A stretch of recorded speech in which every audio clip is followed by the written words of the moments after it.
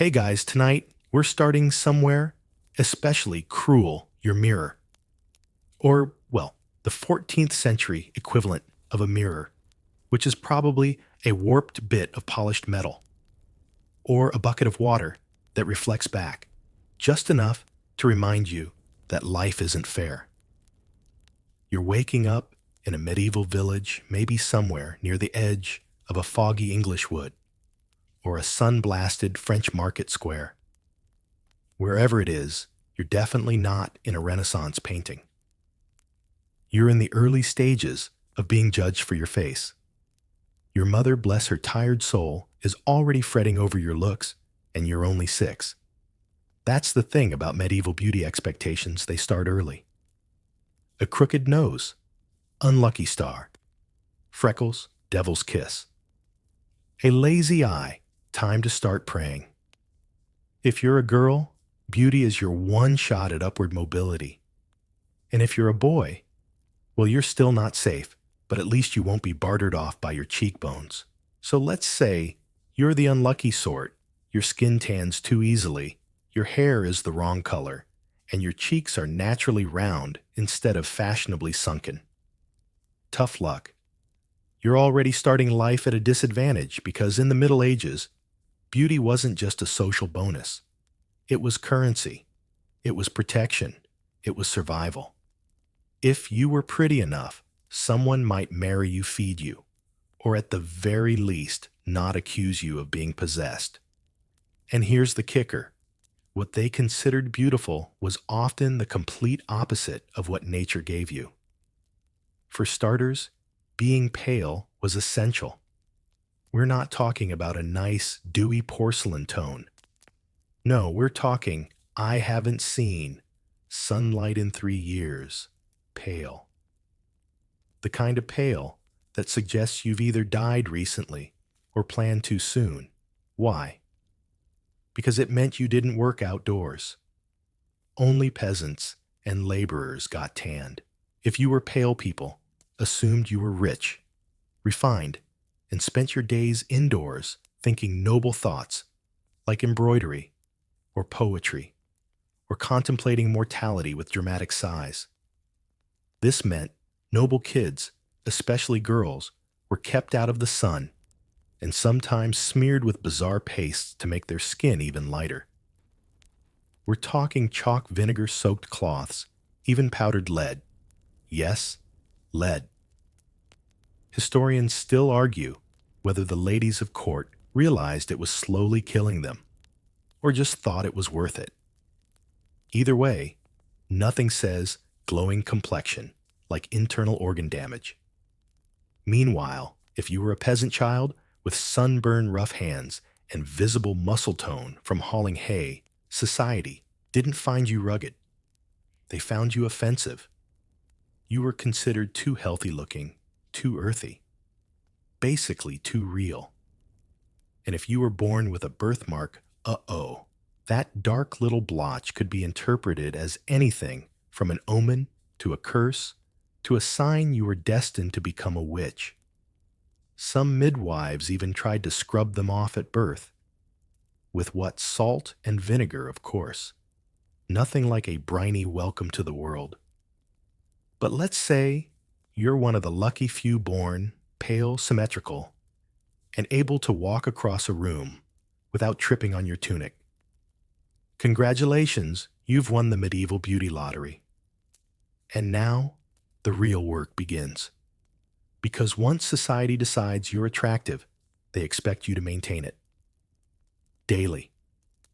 With zero privacy, no modern grooming tools, and a skincare routine that involves more prayer than moisturizer.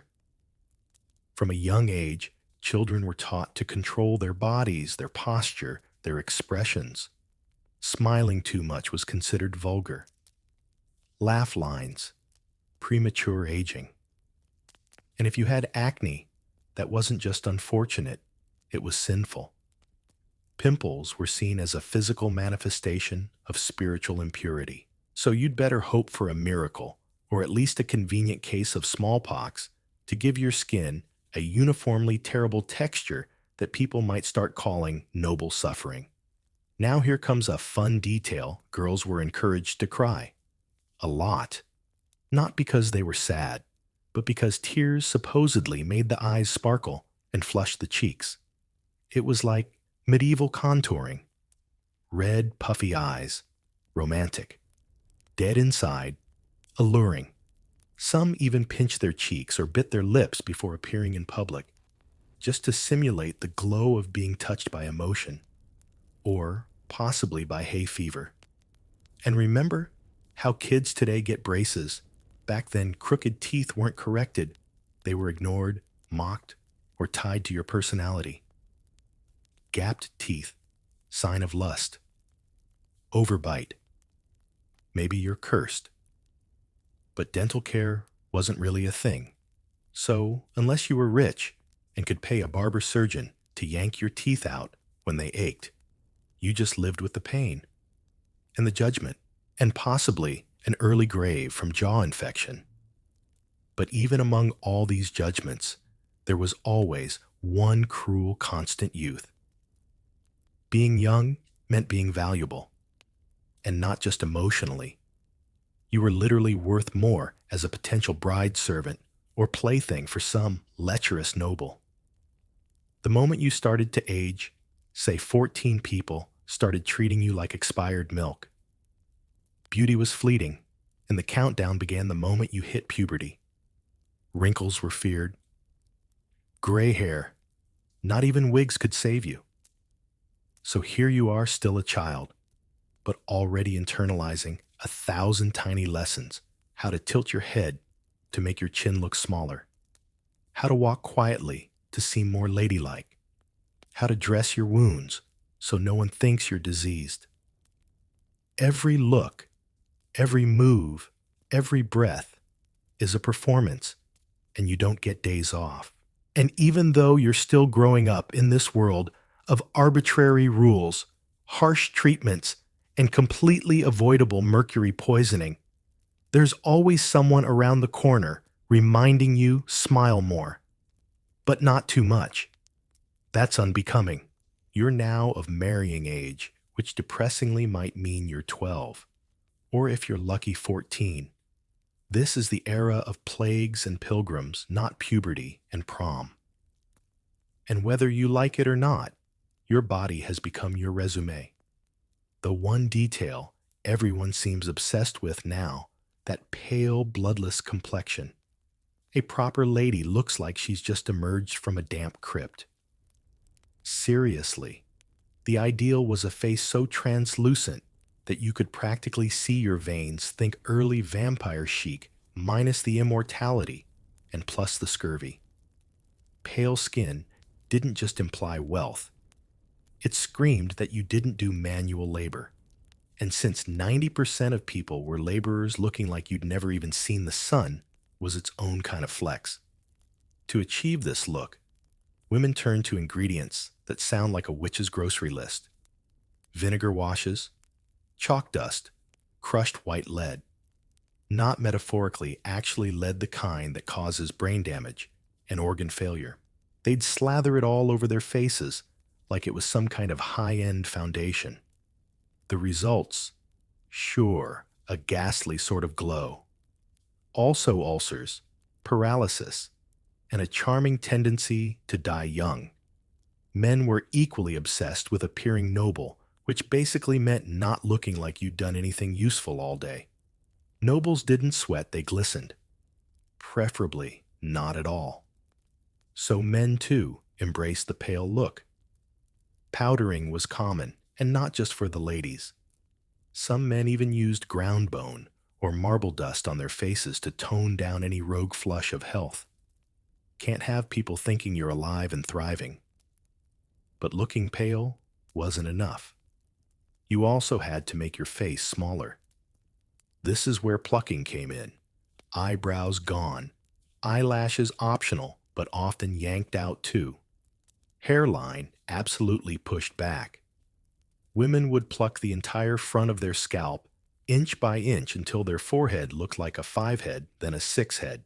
The goal was an unnaturally large dome of smooth skin, stretching from brow to hairline like an egg. A very fashionable egg. Did it hurt? Oh yes. Imagine tweezing individual hairs with nothing but poor lighting bad tools and a prayer to Saint Apollonia patron, saint of dental pain, and by extension, any pain that made you regret being born. No antiseptic, no ice, just you, a splintery pair of pincers, and the hope that beauty really was worth suffering for.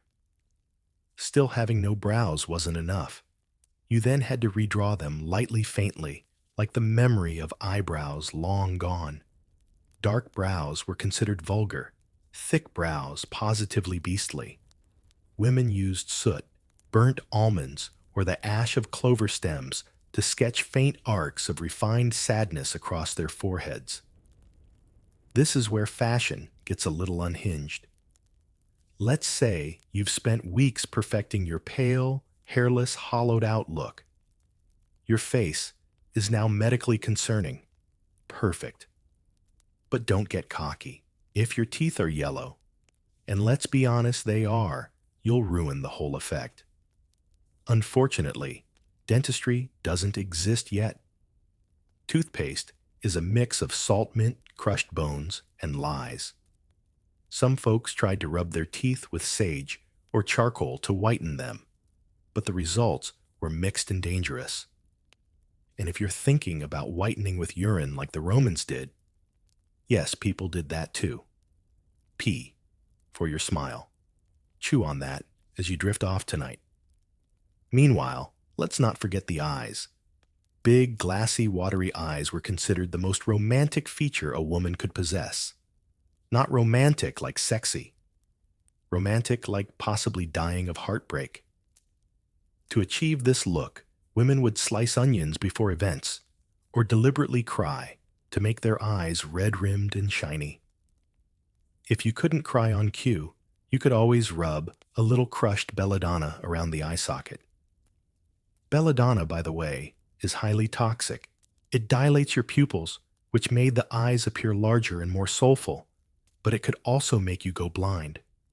It's the medieval version of risky contact lenses, except made of literal poison. And the lips, well, those needed to be small and red, like little bleeding secrets. Lip tint was made from crushed berries, or again, questionable minerals. Some women used ochre, some used mercury, some used cinnabar, a bright red ore that's highly toxic and contains, you guessed it, mercury sulfide. But hey, at least your mouth looked cute. Until it fell off. Here's the wildest part. Despite all this effort, you weren't allowed to look too made up. That was considered vain. So all of these painful, dangerous rituals had to appear natural. You had to look like you woke up that way, even though waking up that way involved scraping, plucking, burning, and lightly poisoning yourself every single morning. Historians still argue whether medieval women believed these substances were harmful or whether they just didn't care. Some texts suggest there were warnings even back then about the dangers of lead or mercury. Others imply it was just part of the cost of being beautiful. After all, nobility was short-lived, marriage was everything, and a pretty face might mean the difference between a life of security or one of hardship. So, there you are staring into your polished copper mirror, tears streaming down your eyes because your maid just burned your scalp trying to bleach your hair. Your brows are gone. Your forehead looks like a theater stage. Your cheeks are dusted with lead. And yet somehow you're still worried that you don't look good enough to attend Lady Hawthorne's feast. Sleep tight. All right. Let's talk about your forehead. No, seriously. Because in the Middle Ages, your forehead was kind of a big deal. In fact, the bigger, the better. We're not talking high forehead as a compliment. We're talking volleyball court above your eyebrows as the ideal. The fashion was for foreheads that looked vast, serene, and endlessly smooth, like a blank canvas waiting for divine enlightenment. And since nature rarely provides a 5-inch forehead, unprompted people took matters into their own tweezers. Or rather, their own pair of sharp clamshells or dulled iron forceps, because tweezers, as you know them, hadn't been invented yet. Women plucked back their hairline deliberately painfully, one hair at a time. This wasn't some spa treatment with soothing music and cucumber slices. This was you hunched over a dim candle, yanking out chunks of your own scalp hair until your forehead looked like it was retreating from your face in fear. And they didn't stop at just one pluck session. Nope. This was a daily ritual. Hair has the gall to grow, after all, which meant maintaining your enormous forehead was a lifelong commitment. Get lazy for a week, and suddenly you've got fuzzy stubble spoiling your whole aesthetic.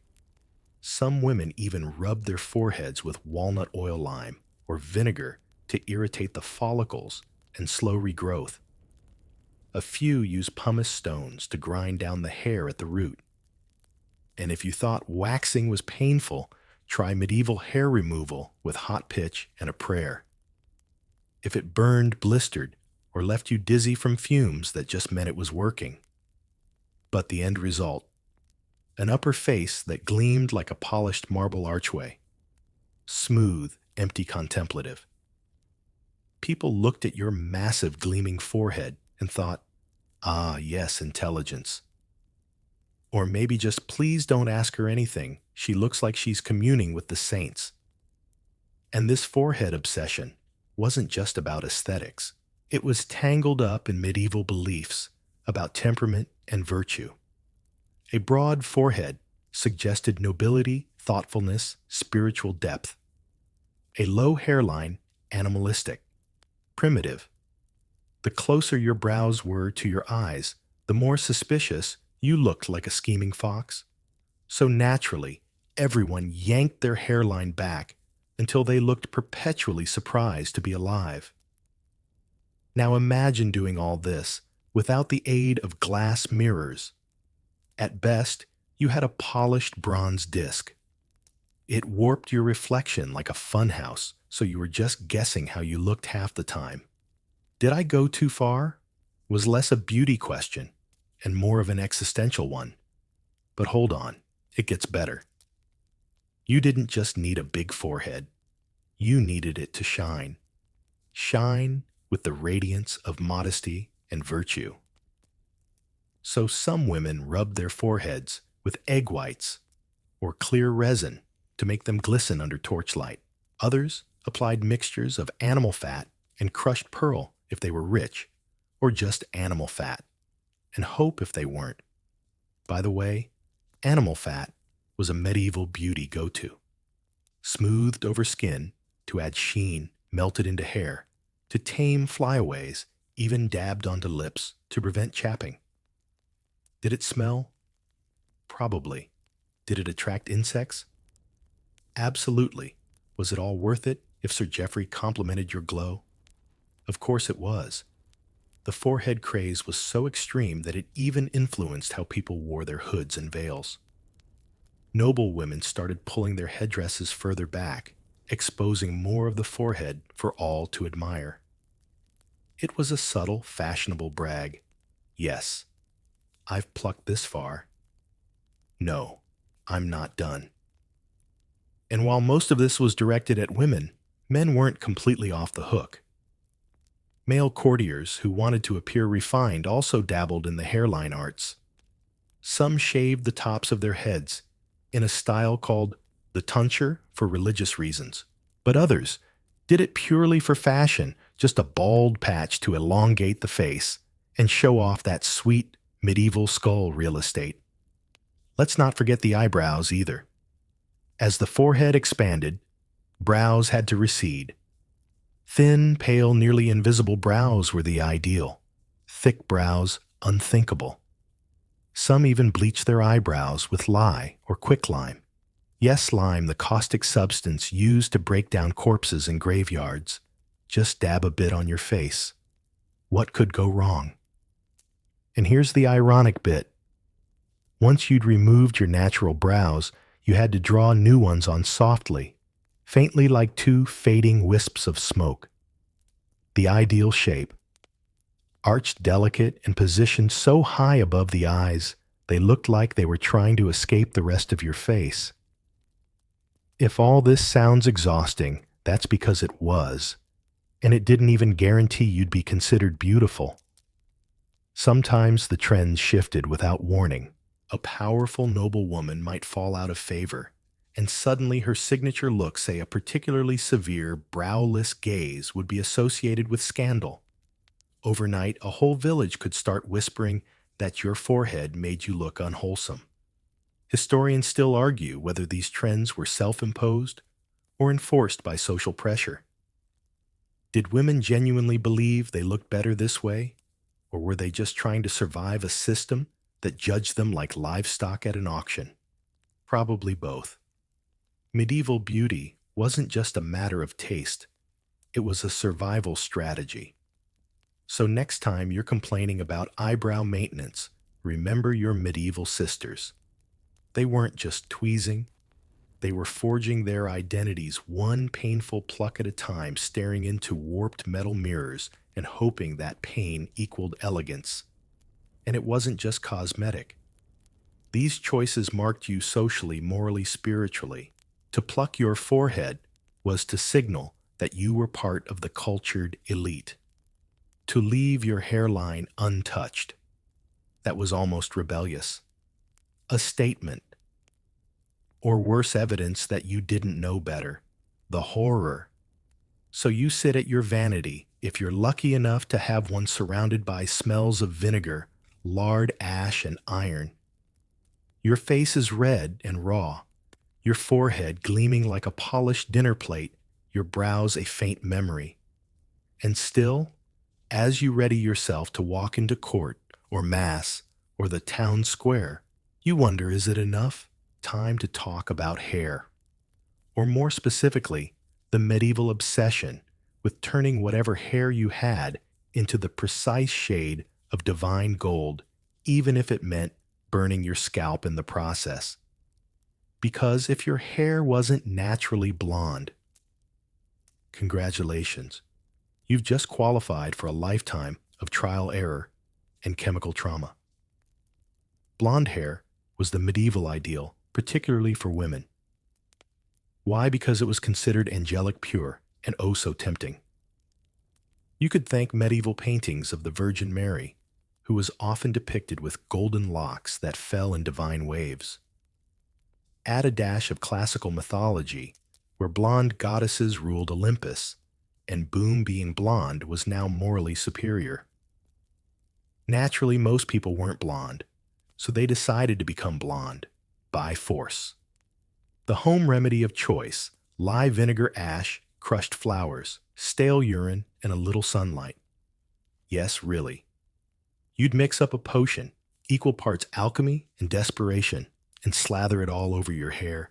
Then you'd sit outside in the blazing sun for hours, wrapped in cloths, soaked with this medieval bleach, letting the UV rays activate the whatever it was supposed to activate. Your scalp stung, your hair smoked, and if you did it wrong, you might go bald. This process was called solar bleaching, and it was wildly popular among women desperate to emulate the holy golden hues of the elite. The smell? Let's just say you weren't fooling anyone.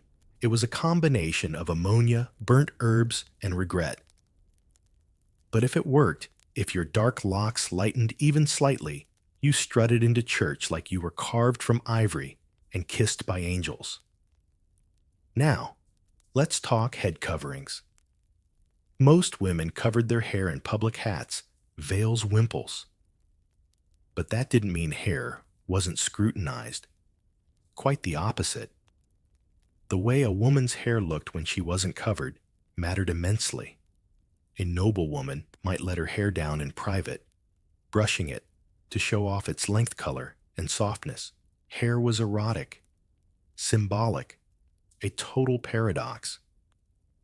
You were supposed to keep it hidden, yet everyone still judged you based on it. If your hair was too dark, too wiry, or heaven forbid starting to gray, you were in trouble. So women turned to more treatments: goose fat to tame frizz, crushed rose petals for scent, and egg whites for shine. Rich women might even have hairdressers. Yes, that was a job, who braided, curled, and perfumed their locks daily. Poor women. They just tied it back with a strip of linen and hoped no one looked too closely. But this wasn't just about the color or cleanliness. Hair texture and volume mattered too. Long, thick hair was a symbol of fertility and health. Thin, limp hair? Illness.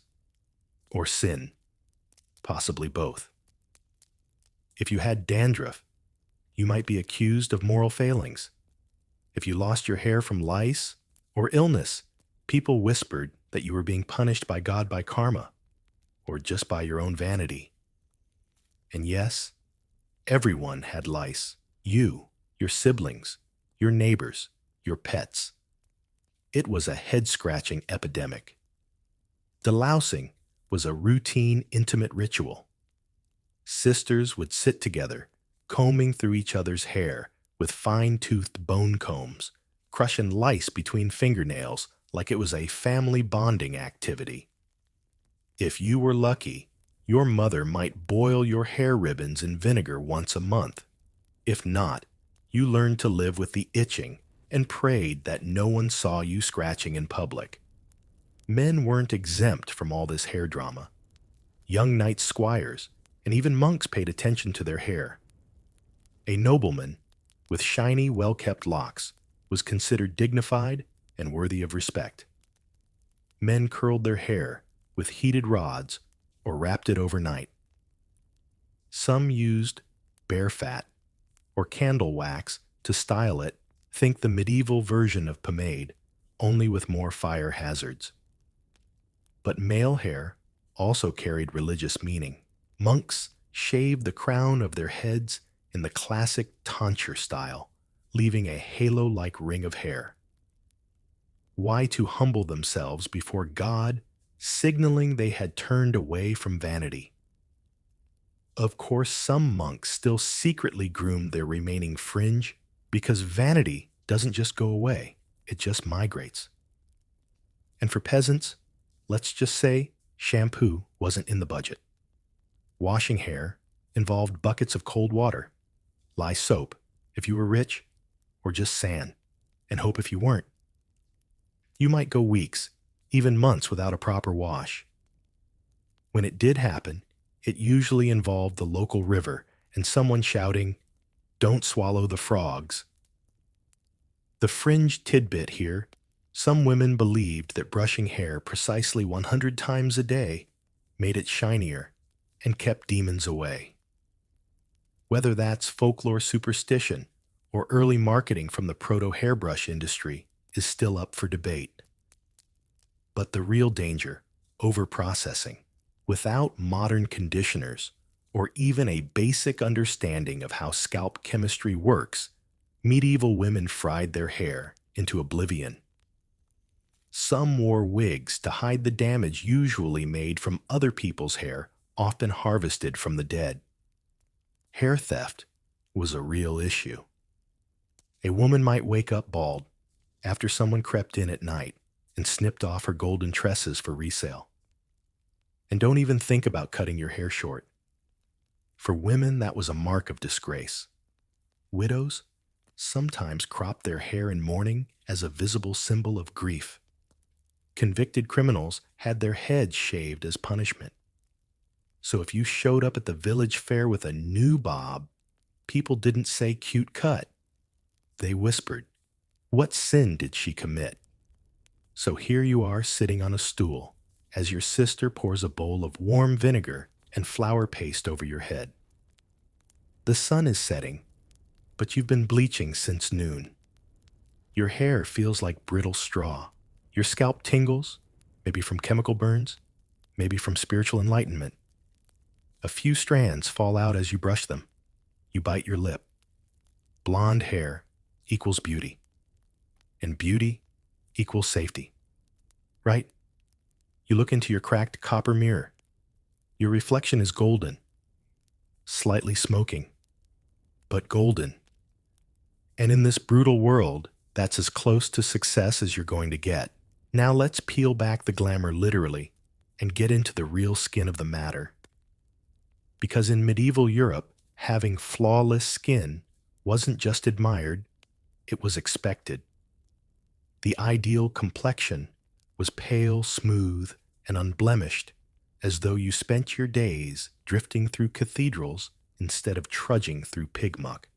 But without sunscreen soap, or even a basic knowledge of dermatology, achieving that perfect look required some questionable methods. Let's begin with the classics lead and mercury. Yes, again. Because apparently, the Middle Ages never met a toxic metal they didn't want to smear on their faces. White lead paste was the go-to skin lightener. Applied daily, it gave the face that ethereal, ghostly sheen and slowly poisoned the wearer over time. Users reported headaches, dizziness, and eventually full-blown organ failure. But they also got compliments at court, so you know trade-offs. Mercury, on the other hand, was the go-to for removing blemishes. Have a pimple, a freckle, a suspicious mole that might be demonic. Dab on a little mercury compound and watch it dissolve. Literally. Mercury peeled away the top layer of skin, taking with it both the blemish and several layers of dignity. But hey, your complexion was clear, possibly because your pores had just been chemically cauterized. For exfoliation, some turned to mixtures of ground oyster shells, crushed bones, and powdered horn.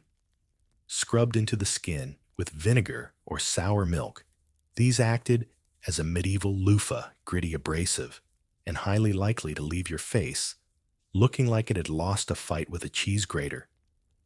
But the rougher the treatment, the better it was believed to work. Sunspots were also a problem.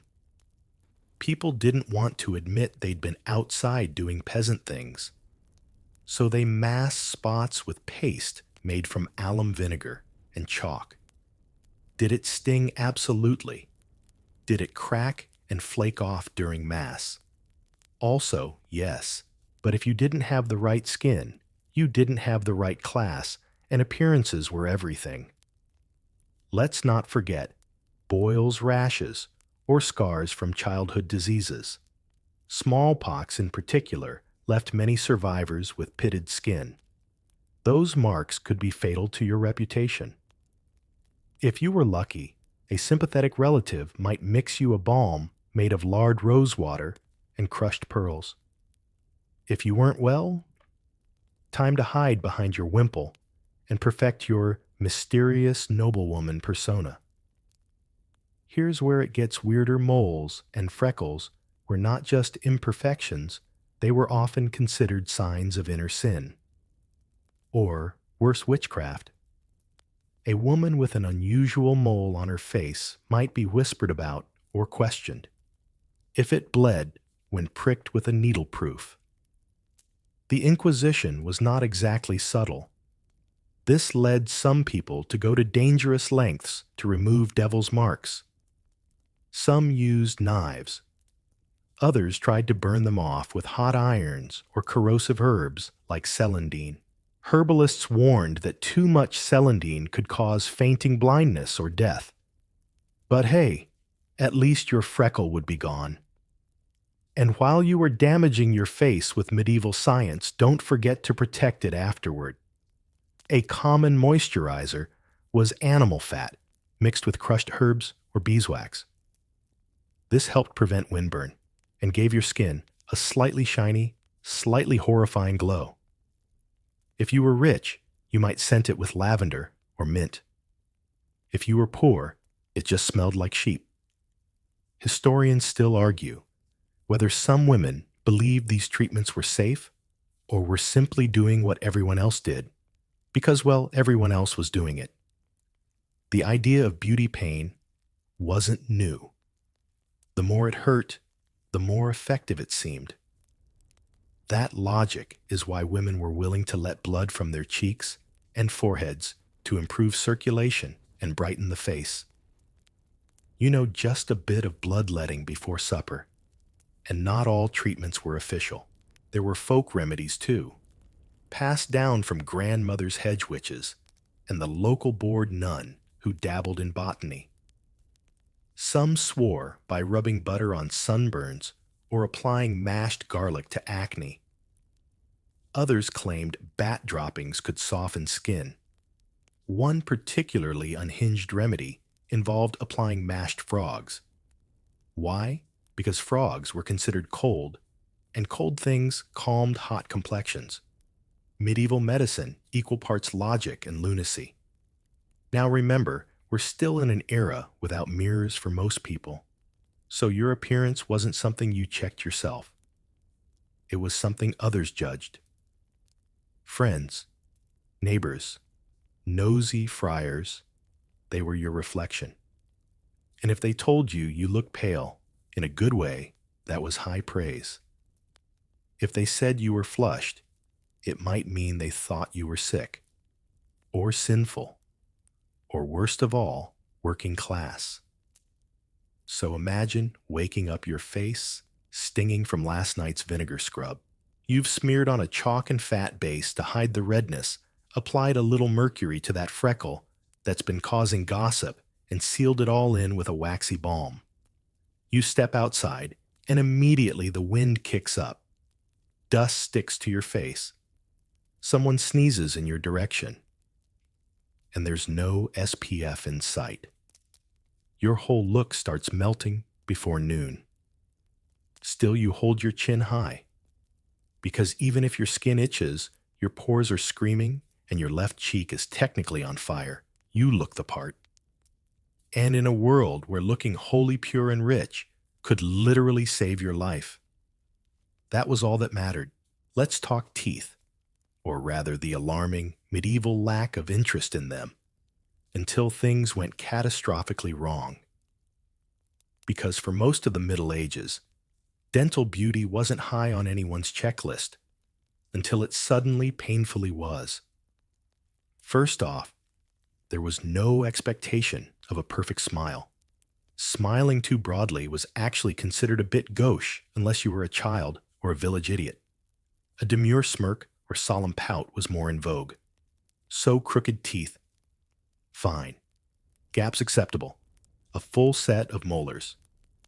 Honestly suspicious. But the moment your teeth turned black, cracked, or fell out, which they often did, you stopped being charmingly rustic and started being that cursed woman who smells like rotten onions. See, your mouth wasn't supposed to shine, but it also wasn't supposed to make people recoil. So what did dental hygiene look like? Well, not much. Most people didn't brush. Toothbrushes, as we know them, didn't arrive in Europe until centuries later, and toothpaste wasn't a thing, unless you count scrubbing your gums with a twig dipped in ashes. Some folks used sage leaves to rub their teeth. Others chewed on fennel seeds to freshen breath. But mostly, people relied on prayer and passive hope. And hope was not a plan.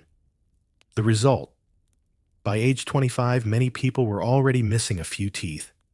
By 40, some had none. If you had all your teeth into middle age, you were either wealthy or a wizard. Tooth loss was so common, it barely merited comment unless you were noble. Because then, your missing teeth were a public relations crisis. Wealthier folks tried to stave off dental decay with mouthwashes made from vinegar wine and herbs. Think rosemary, steeped in vinegar, strained through a cloth, and swished with visible discomfort. Some recipes added salt honey, or even stale urine, because once again, medieval Europe had a questionable relationship with bodily fluids. Still, toothache was the real nightmare. Once pain set in, it didn't go away. There were no fillings, no root canals, no antibiotics. If your tooth hurt, your options were as follows: ignore it and suffer. See a barber surgeon and have it pulled. Or seek help from your local wise woman, who might offer you a clove-studded rag and a prayer to St. Apollonia, patron saint of tooth pain. Barber surgeons were the closest thing to dentists, but they didn't specialize. These were the same folks who cut your hair, set your broken leg, and possibly performed minor exorcisms. Dentistry was just another side hustle, and they weren't known for subtlety. If you needed a tooth removed, it was done with iron pliers, no anesthesia, and possibly a foot on your chest for leverage. If the tooth didn't come out cleanly, too bad. You now had a broken root, festering in your gum, and no follow-up care.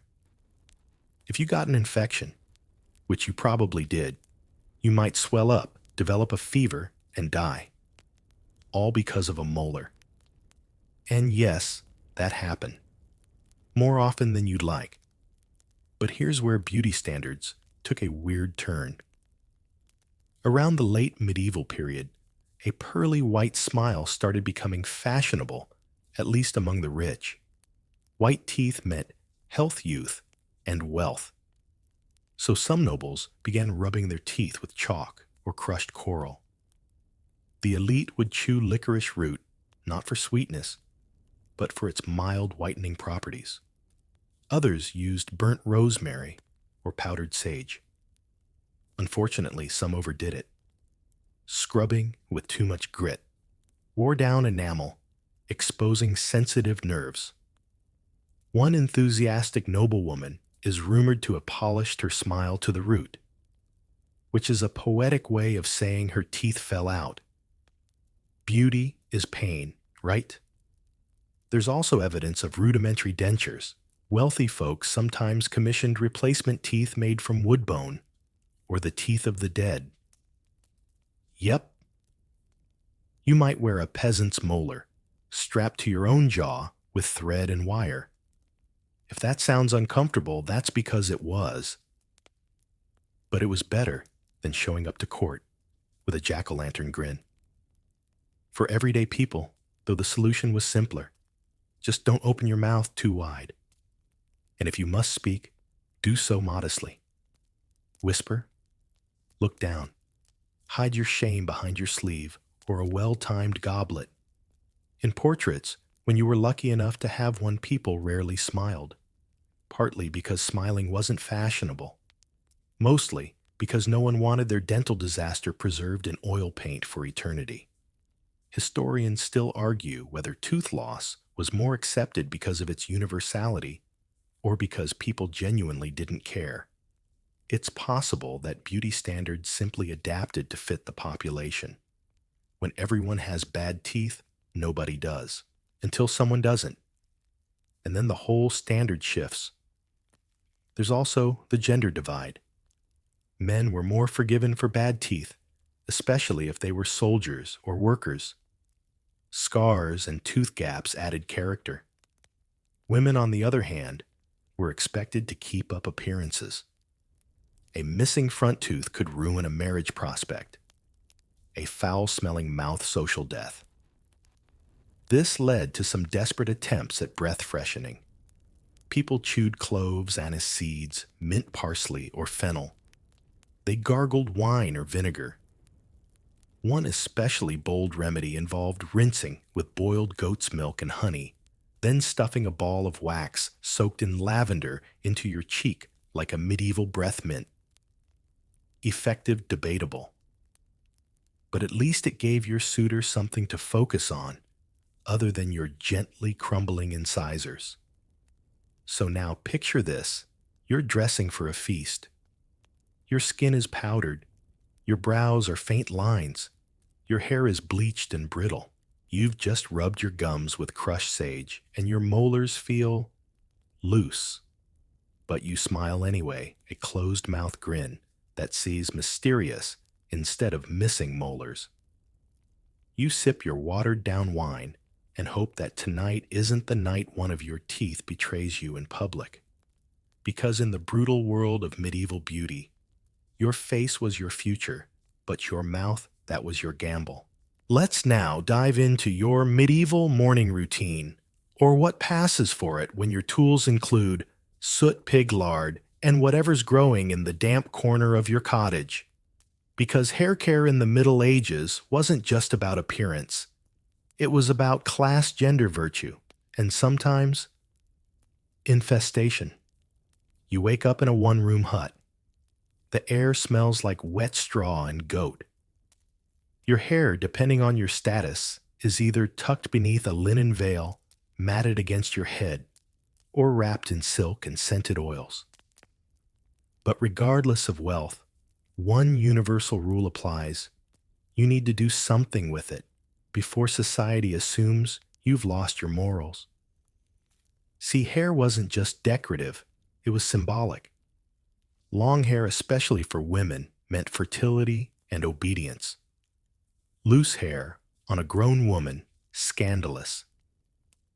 It was associated with witches, madwomen, or worse, actresses. Covering your hair meant you were chaste, modest, and probably married. Letting it flow meant either you were still a child or you had a very bold personality and a short social lifespan. But before you style, you must wash, or not. Washing hair was a rare ordeal. Most people only washed it a few times a year, not days, year. Because without indoor plumbing heating or proper soap washing, your hair was like planning a minor festival. You needed hot water herbs, or lye soap, if you were lucky, a basin big enough to dunk your head, and ideally someone to help you rinse. That person was usually your sister, your servant, or your neighbor who owed you a favor. And the shampoo. Forget anything floral and foamy. Most people used ash water, which is exactly what it sounds like, the runoff from soaking wood ash. It's alkaline and slightly cleansing, but also mildly caustic. Richer folks might steep rosemary nettles or chamomile in water for fragrance and scalp health. Poorer folks made do with animal urine. Why? Because urine contains ammonia, which lifts grease and kills lice. That's right, you bleached your roots and disinfected your scalp with week old pee. Conditioner. That was just oil. Or fat. Goose fat, bear fat tallow, rubbed through the strands to make them lie flat. Yes, it smelled. But yes, it also worked. If you were rich, you might infuse the fat with rose petals or mint to mask the odor. If not, your hair left a trail wherever you walked, and dogs followed you out of habit. Now on to styling. Comb only if you owned one. Combs were often carved from wood bone or ivory, and they were prized possessions. A good comb was passed down through generations, often literally lice-ridden by the time it reached you. To detangle your hair, you'd sit on a stool while someone tugged through the knots with alarming force. No detangler, no conditioner. Just sheer will and the occasional shout of, "Hold still, or I'll scalp you." And then there were lice. Oh yes, lice were a part of life, like taxes, hunger, and wondering if that cough meant plague. Nearly everyone had lice at some point. It was just a matter of how many. Rich folks might keep it under control with frequent combings, vinegar rinses, or sleeping with cloth soaked in wormwood under their pillows. Poorer folks just scratched. Some even wore lice traps, little leather pouches stuffed with herbs that they pinned to their collars, or head coverings to lure lice away from their scalps. Did it work? Historians still argue whether it repelled lice or just gave them a change of scenery. And for the particularly unlucky, there was mange. That's right, human mange. It happened when lice and mites got cozy and formed their own ecosystem. Treatments included shaved heads, sulfur paste, or wrapping your skull in warm bread dough overnight. It sounds absurd until you remember that the other option was being shunned from your village for being unclean. For women, once your hair was washed, oiled, and mercifully deloused, you had to style it modestly. That meant braids buns or knots usually tucked under a veil wimple or head wrap. Young girls wore their hair loose on special occasions like feasts or festivals. Married women covered, always. Veils weren't just religious, they were fashion statements and reputational shields. And noble women took it to the next level. Elaborate braided towers, gold-threaded extensions, wire cages under their veils to give shape. Some styles were so heavy they caused neck strain.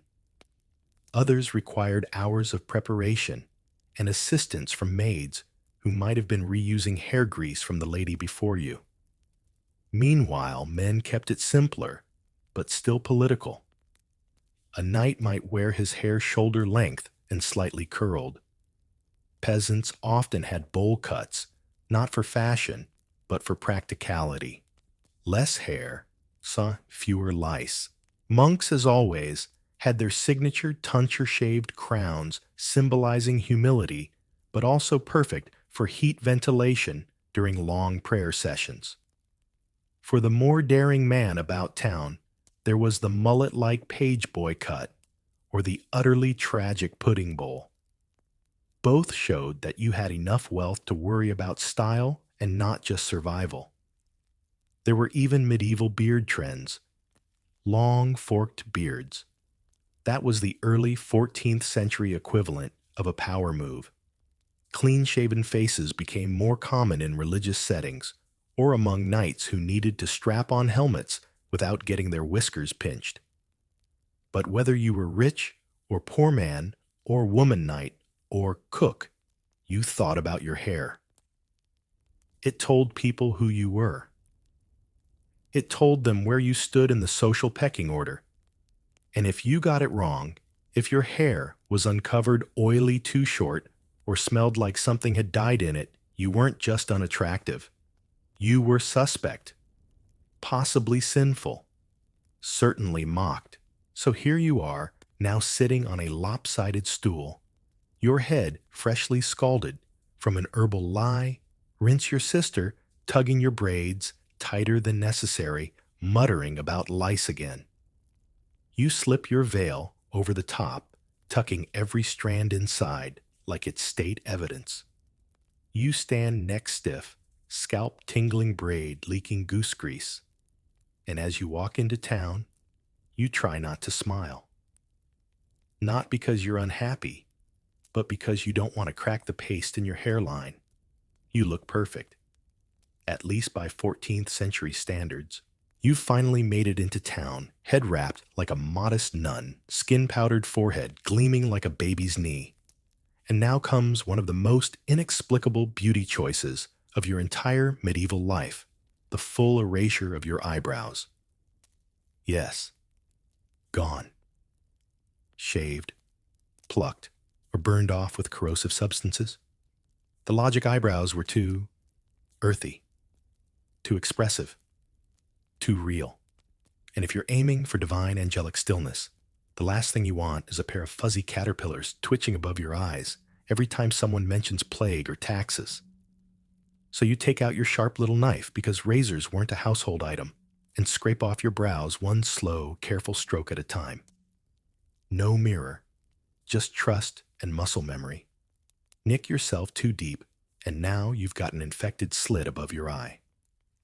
Don't nick enough, and you've still got stubble, which makes you look like a confused hedgehog instead of a refined courtier. Why was this a thing? Historians still argue about it. Some say it was to lengthen the face, give a more celestial appearance. Others claim it was a religious thing, purity through facial emptiness. Or maybe it was just fashion. One noble woman does it, others copy, and suddenly everyone's walking around with forehead space that looks like it belongs in a modern art gallery. And after the brows are gone, guess what time to redraw them? But not like we do today, with precision pencils and well-lit bathrooms.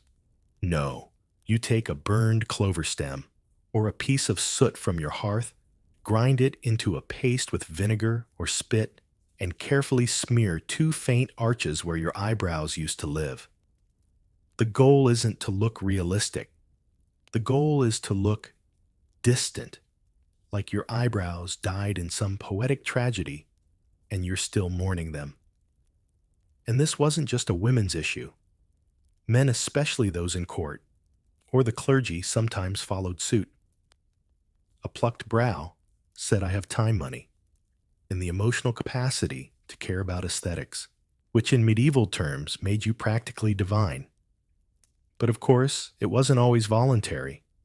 Certain skin conditions, eczema, lice, burns, cause people to lose eyebrows naturally. And instead of sympathy, you got fashion points. Oh, she's recovering from boils. What elegance. The line between trend and tragedy was razor thin, literally. Sometimes eyebrows didn't just vanish, they got bleached. Women rubbed their brows with quicklime or sour milk to turn them white or yellowish blonde, which was considered more delicate. The results? A patchy, irritated forehead and a vague resemblance to a plucked owl. And if your regrowth didn't cooperate, you had options. One remedy involved smearing your brow with crushed ants and vinegar. Another claimed that fox bile would keep the hairs from coming back. Side effects included burning swelling and the constant risk of smelling like a forest corpse. But if your brows didn't return, you were free to live your best medieval life as a perpetually surprised angel. It's also worth noting how much pressure was placed on symmetry. If your drawn-on brows weren't exactly even, people noticed.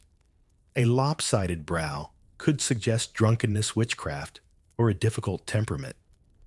You'd think they had bigger things to worry about, like famine, but nope, your eyebrows were priority one. Now imagine the logistics. You've spent hours preparing for a feast.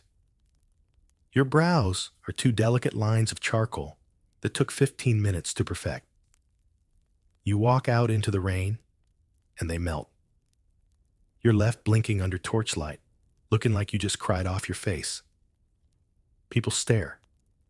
Someone offers you a handkerchief. You laugh awkwardly and pretend it's the latest style from Avignon. We haven't even touched on the brow's cousin, the eyelashes. These, too, were sometimes removed. Why? Because lashes were associated with lust, and in a world where beauty meant chastity, nothing said virtue like a lashless stare. So out come the tweezers, or more often a sharp fingernail, and the tolerance of a monk. Pulling out your lashes one by one. It hurts. Your eyes water. But soon you look like a doll made of porcelain and poor decisions. Of course, there were people who pushed back. Some writers mocked these beauty trends. They wrote poetry about women who looked like peeled fruit, or accused ladies of using witchcraft to stay fashionable. A few brave souls insisted that natural beauty was better. These people were mostly ignored. Because ultimately, erasing your brows and lashes wasn't just about fashion. It was about control. Society couldn't handle a woman who was too bold, too expressive. So it trained her to pluck away her emotions, scrub off her opinions, and draw on a polite little curve of silence above each eye.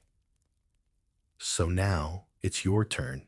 You sit in front of your reflection, a warped spoon, or a bucket of still water. The light flickers. Your sister hands you a bit of ash and a broken quill. You close one eye, stretch the skin tight, and carefully draw. One line, then the next. They're not even. You wipe them off, try again, and again. Finally, you get something acceptable. Two faint ghosts above your lids. Elegant, empty. Perfect. You breathe in the smoke-scented air and wonder just for a moment what you'd look like with real eyebrows. The thought vanishes. You cover your head, lower your lashes, what's left of them, and walk into the hall like you were born with those whisper-thin arcs of fashionable absence. So you've perfected your face powdered, plucked and powdered again. And now it's time to tackle the rest of your body. Because in medieval Europe, beauty wasn't just about your head. It extended downward and got significantly more uncomfortable the further you went. Let's talk shapewear. No lycra, no stretchy panels. Just stiff linen rough wool and cords that tightened like you owed the fabric money. If you were rich enough to care about body shape and unlucky enough to be held to that standard, you had to mold your figure into whatever silhouette was fashionable that decade. And spoiler, it was rarely your natural shape. At various points, the ideal female body was tall, narrow-shouldered, flat-chested, long-waisted, and extremely pregnant-looking. Yes, you heard that right. In some periods, a protruding belly was considered fashionable. This wasn't about actual pregnancy, though that was common too. It was about giving the illusion of fecundity, a bit like walking around with a built-in fertility billboard.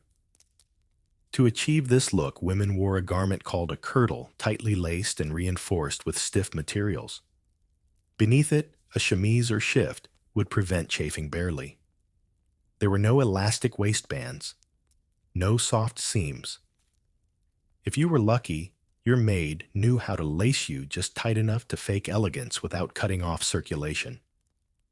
Corsets, as we know them, hadn't arrived yet, but early versions did exist. Bodices stiffened with woodhorn, or even metal strips. You breathed carefully, moved slowly, and prayed no one asked you to dance after dinner. Because if your belly puffed out and your chest flattened, congratulations, you were on trend. Now, if you were poor, your shapewear was whatever you could stitch together. Rope belts, overly snug aprons. You might stuff extra cloth under your tunic to create the illusion of a rounded belly, or not bother at all because you had crops to harvest and mud to wade through. But if a festival was coming up, you'd try. Maybe. Men weren't spared either. The fashionable male form varied wildly. In one era, it was all about broad shoulders and a narrow waist, think triangle. In another, it was padded doublets that made your chest puff like a proud rooster. There was even a time when Ho's essentially tight-fitting leggings were so tight and revealing that people wrote outraged sermons about them. One preacher referred to them as windows into sin. He wasn't wrong, and those hose not fun. Made of wool or linen laced up the back, prone to sagging at the worst moment. You'd wear a codpiece if you had the money or the ego. And yes, some men stuffed theirs. With socks, with padding, with ambition. But back to women. Under all those layers, there was the real danger, the body heat, the sweat, the lack of ventilation. Hygiene wasn't high on anyone's list, but fashion often made things worse. Garments weren't washed regularly. Instead, they were aired out, sprayed with herbs, or dusted with powder to mask the stench. Wearing layers of tight, unwashed fabric in summer, a fungal fantasy. Then came posture. Beauty wasn't just about how you looked, it was how you stood. You were expected to glide, not walk. Head up, shoulders back, hands delicately folded. A heavy garment helped with that. It slowed your movements, made you sway like a regal ship at sea. But it also meant that if you tripped, you were going down like a felled oak. And walking wasn't easy. Shoes were thin flat and offered zero arch support. Add to that muddy streets, random bones underfoot, and the occasional roaming pig, and you quickly learned that elegance was a full-body risk. Historians still debate whether these fashion expectations were genuinely internalized by the women who endured them, or whether they were simply tolerated to survive socially. What we know for sure is this: when beauty and morality were linked, compliance wasn't just encouraged, it was demanded. Some women rebelled, of course. You'd hear whispers about the baker's daughter who refused to wear a belt, or the widow who let her bodice hang loose. But mostly people conformed. It was safer. It kept the neighbors from gossiping. And it might help you secure a marriage, or at least avoid being mistaken for a vagrant. There were even books, yes, actual guides on how to walk, sit gesture, and appear more refined. One such manuscript advised noblewomen to move with the grace of a crane, which sounds elegant until you remember that cranes are awkward marsh birds known for stabbing frogs with their beaks. Still, you practiced. You practiced your walk, your posture, your polite smile that didn't reveal your teeth. You breathed shallowly to keep your belly rounded but not moving too much. And you layered cloth around your waist to enhance the illusion. It's a strange contradiction. So many beauty ideals required the suppression of actual movement. Breasts hidden, hips padded, faces frozen in painted modesty, bodies covered in wool and linen like furniture under dust sheets. You were expected to exist as an idea of virtue, not as a person. So here you are, cinched into your curdle belly, slightly puffed out arms stiff under woolen sleeves. You can't reach down to scratch your ankle. Your breath is shallow, but your silhouette impeccable. And that's what counts. You're standing in the middle of a candlelit chamber, cheeks powdered belly, slightly ballooned beneath your bodice, and hair pressed under 2 layers of veil. Everything is in place until someone suggests you refresh your complexion. That's when you know it's time. Time to bleed. Welcome to Beauty by Bloodletting. Yes, the same practice used to cure fevers, headaches, and mysterious medieval melancholies was also used, sometimes enthusiastically, for cosmetic reasons. The logic was equal parts superstition and pseudoscience. If too much blood caused your skin to become ruddy, blotchy, or puffy, then clearly the answer was to remove some. Just a little off the top, or the wrist, or the ankle. Bloodletting for beauty usually targeted the face. Think of it as the world's worst facial.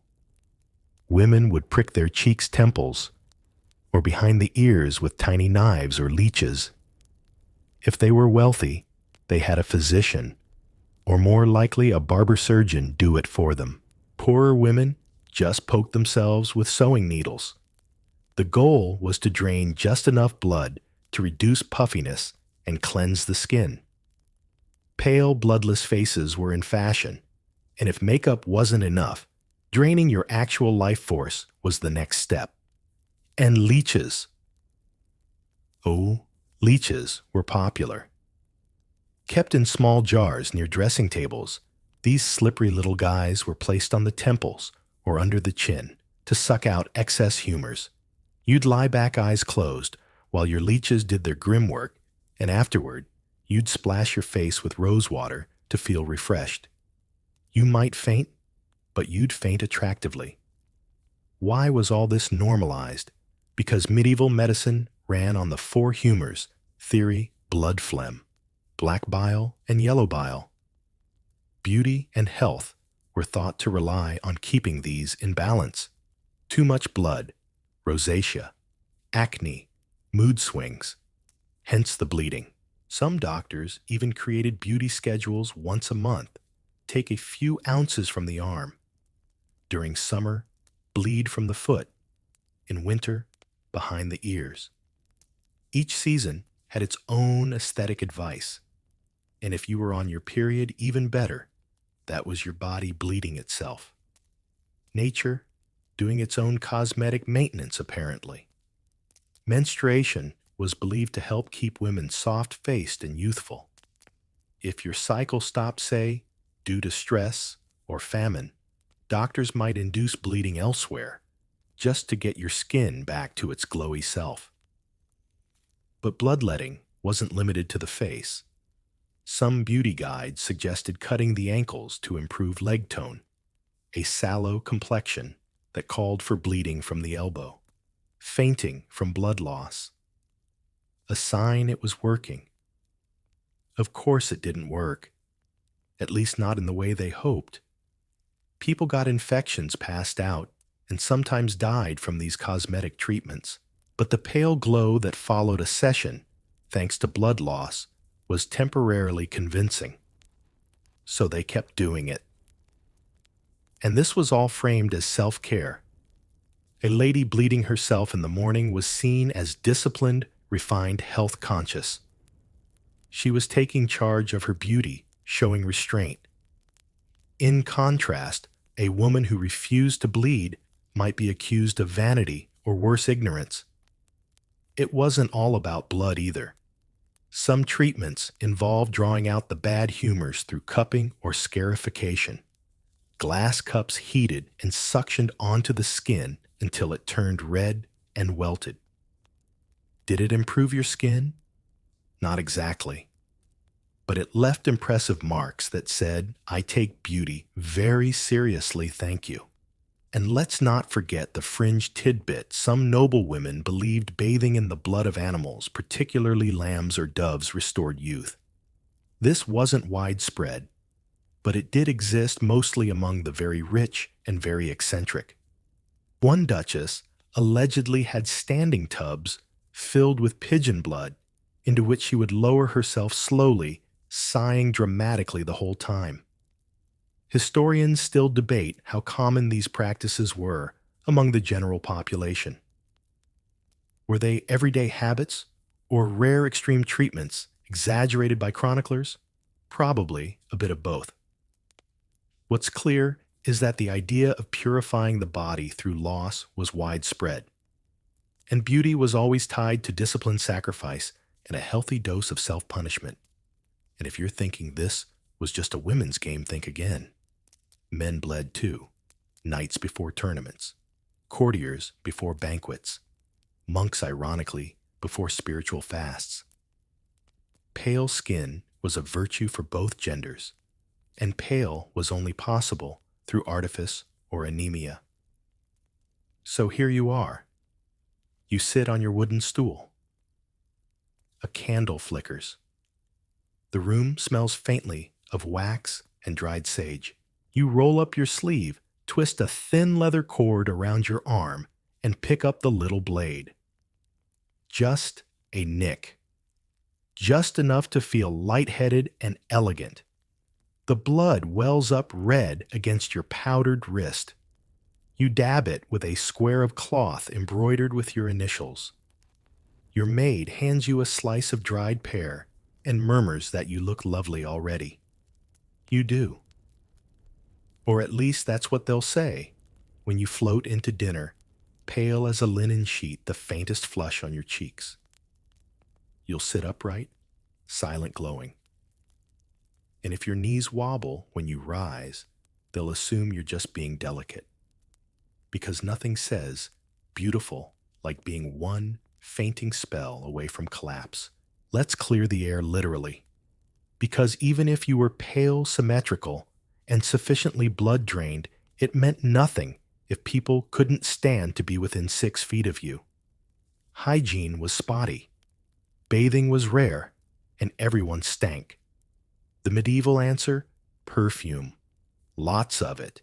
Enough to knock out a donkey. Soap was scarce.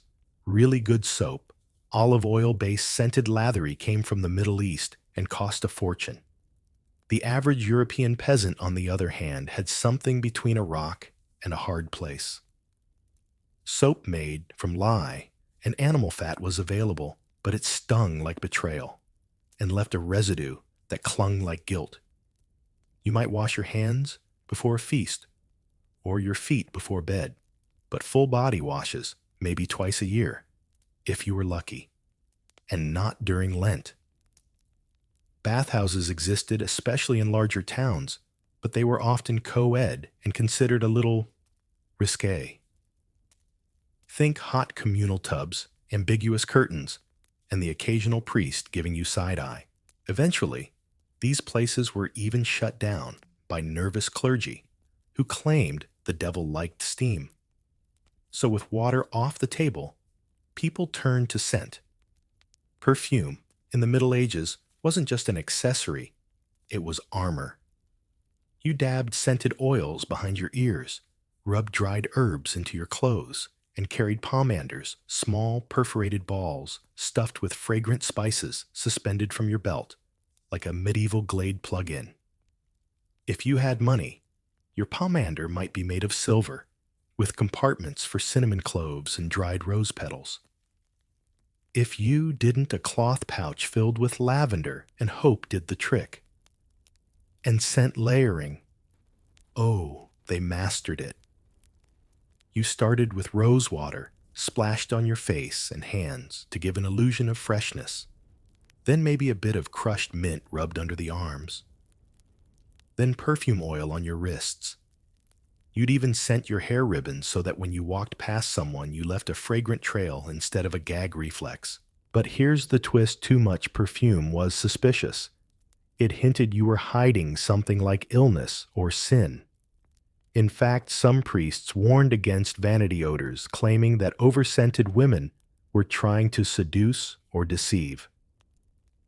The devil apparently had a nose, so the ideal was balanced smell better than your neighbor's, but not so good that people think you're plotting something. And what did these perfumes smell like? Not Chanel No. 5, that's for sure. Medieval scents were pungent and herbal. Musk harvested from deer glands, ambergris whale vomit, civet. From a cat's anal gland, these were prized base notes. They smelled earthy, intense, and vaguely like a forest wizard. But when mixed with rose sandalwood or lemon balm, the results were surprisingly pleasant, or at least not horrifying. Fragrance wasn't just for people either. Clothes were perfumed. Gloves, shoes, even books were scented to mask mildew. Wealthy homes burned incense or simmered herbs in pots to keep rooms from smelling like wet hay and regret. Church services were basically aromatherapy with candles. Of course, peasants had fewer options. If you lived in a thatched hut with livestock, your signature scent was probably barnyard chic.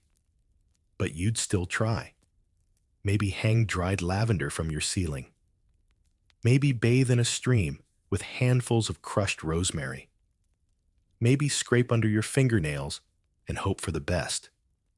One fringe trick people use to boil vinegar with thyme or marjoram and waft the steam over their bodies as a kind of dry cleanse. It didn't clean you per se, but it gave the illusion of cleanliness, and in a world that ran on illusions, that was enough. Even breath got the perfume treatment.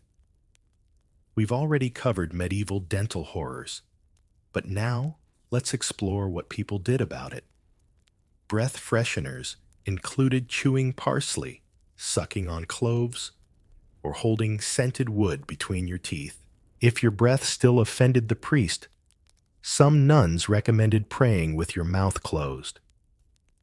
Historians still debate how effective these fragrance efforts really were. Some say the average person was so used to the smell of sweat smoke and decay that perfume barely registered. Others argue that scent was a huge part of social survival. After all, your smell arrived before you did.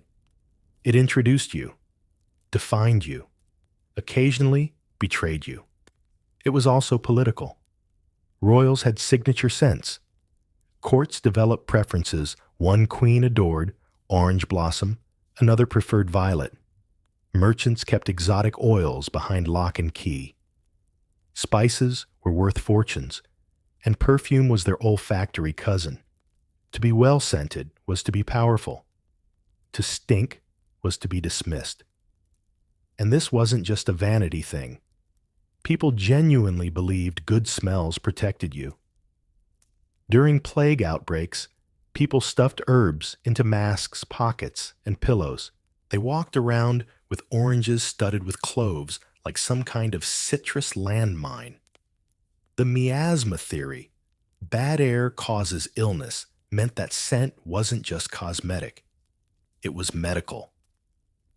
So here you are finishing your toilette. You haven't bathed in 2 weeks, but your wrists glisten with rose oil. Your sleeves smell like mint, and your pomander clinks softly as you move. You waft past your neighbor. She sniffs the air. Jealousy. You don't smile. You just tighten the ribbon at your wrist and walk on. Because in a world without deodorant, perfume isn't just beauty, it's power. Tonight's feast awaits, and you've done everything right. You're pale, padded, perfumed, and plucked. But before you glide into the hall like a swan on stilts, there's one final painful detail you need to perfect your hands. Yes, hands. Those squishy, overlooked little things at the ends of your sleeves. Absolute deal breakers in medieval beauty. You see, noble hands were supposed to look as if they'd never touched anything practical.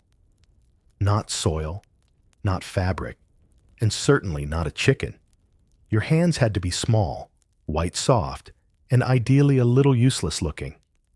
Like you might faint if asked to carry your own goblet. If you had long tapering fingers, congratulations, you were halfway to icon status. If your knuckles were cracked and your nails yellowed from work, you might as well tattoo peasant across your forehead. So the first step in hand maintenance was lightening the skin. Just like your face, your hands had to gleam with ghostly paleness. That meant more vinegar scrubs, more chalk dust, maybe even another dash of white lead if you were feeling brave and reckless. Some recipes included crushed lily petals mixed with goose fat, or a paste of almond milk and barley flour, which smelled marginally better and came with fewer immediate symptoms of lead poisoning. To soften the skin, you might soak your hands in warm milk, steeped with herbs like marjoram or chamomile. This helped a little until you remembered that you'd been wringing laundry or stirring porridge all day. And if you were poor no herbs, just a bowl of leftover porridge water and hope. Nails were another battlefield. You were expected to keep them clean, trimmed, and shaped into gentle ovals. Not talons, those were for witches. Not ragged, those were for farmers. Women rubbed their nails with oils, buffed them with scraps of linen, and sometimes tinted them with berry juice to give them a slight blush. Red was too bold. A faint pink was considered natural, even if it was just raspberry pulp smudged on with a stick. And what about nail biting? Don't even think about it. Bitten nails were seen as signs of anxiety, poor breeding, or even demonic influence. Yes, there were actual sermons warning against mouthing the fingers. One friar described nail biters as gnawers of God's gifts. Tough crowd. Gloves became essential, not just for warmth, but as full-time hand disguises. Rich ladies had gloves made of soft kid leather, sometimes embroidered with silver thread and scented with musk or rose oil. They wore them during feast mass, even while lounging. Peasants didn't have gloves. They had calluses. And here's the kicker: gloves were often left on during greetings. You wouldn't shake hands, you'd press gloved fingers together or extend them delicately. Removing your glove was intimate, romantic, or scandalous. It was the medieval version of sliding into someone's DMs. Now, if your hands were naturally large, you had problems. Big hands on women were considered masculine, so you'd hide them in extra-long sleeves, fold your hands demurely at your waist, or just keep your gloves on at all costs. There are accounts of women fainting from heat during summer banquets, but refusing to remove their gloves. Priorities. Hand gestures mattered too. Fluttering fingers were seen as dainty. pointing was rude, wagging aggressive. If you could indicate something with a subtle lift of your brow rather than your hand, so much the better. Hands were for poetry and prayer, not for pointing out the roast goose. Men weren't entirely off the hook either. Noblemen were expected to have clean hands, symbolic of their elevated status. Dirty fingernails could disqualify you from court service.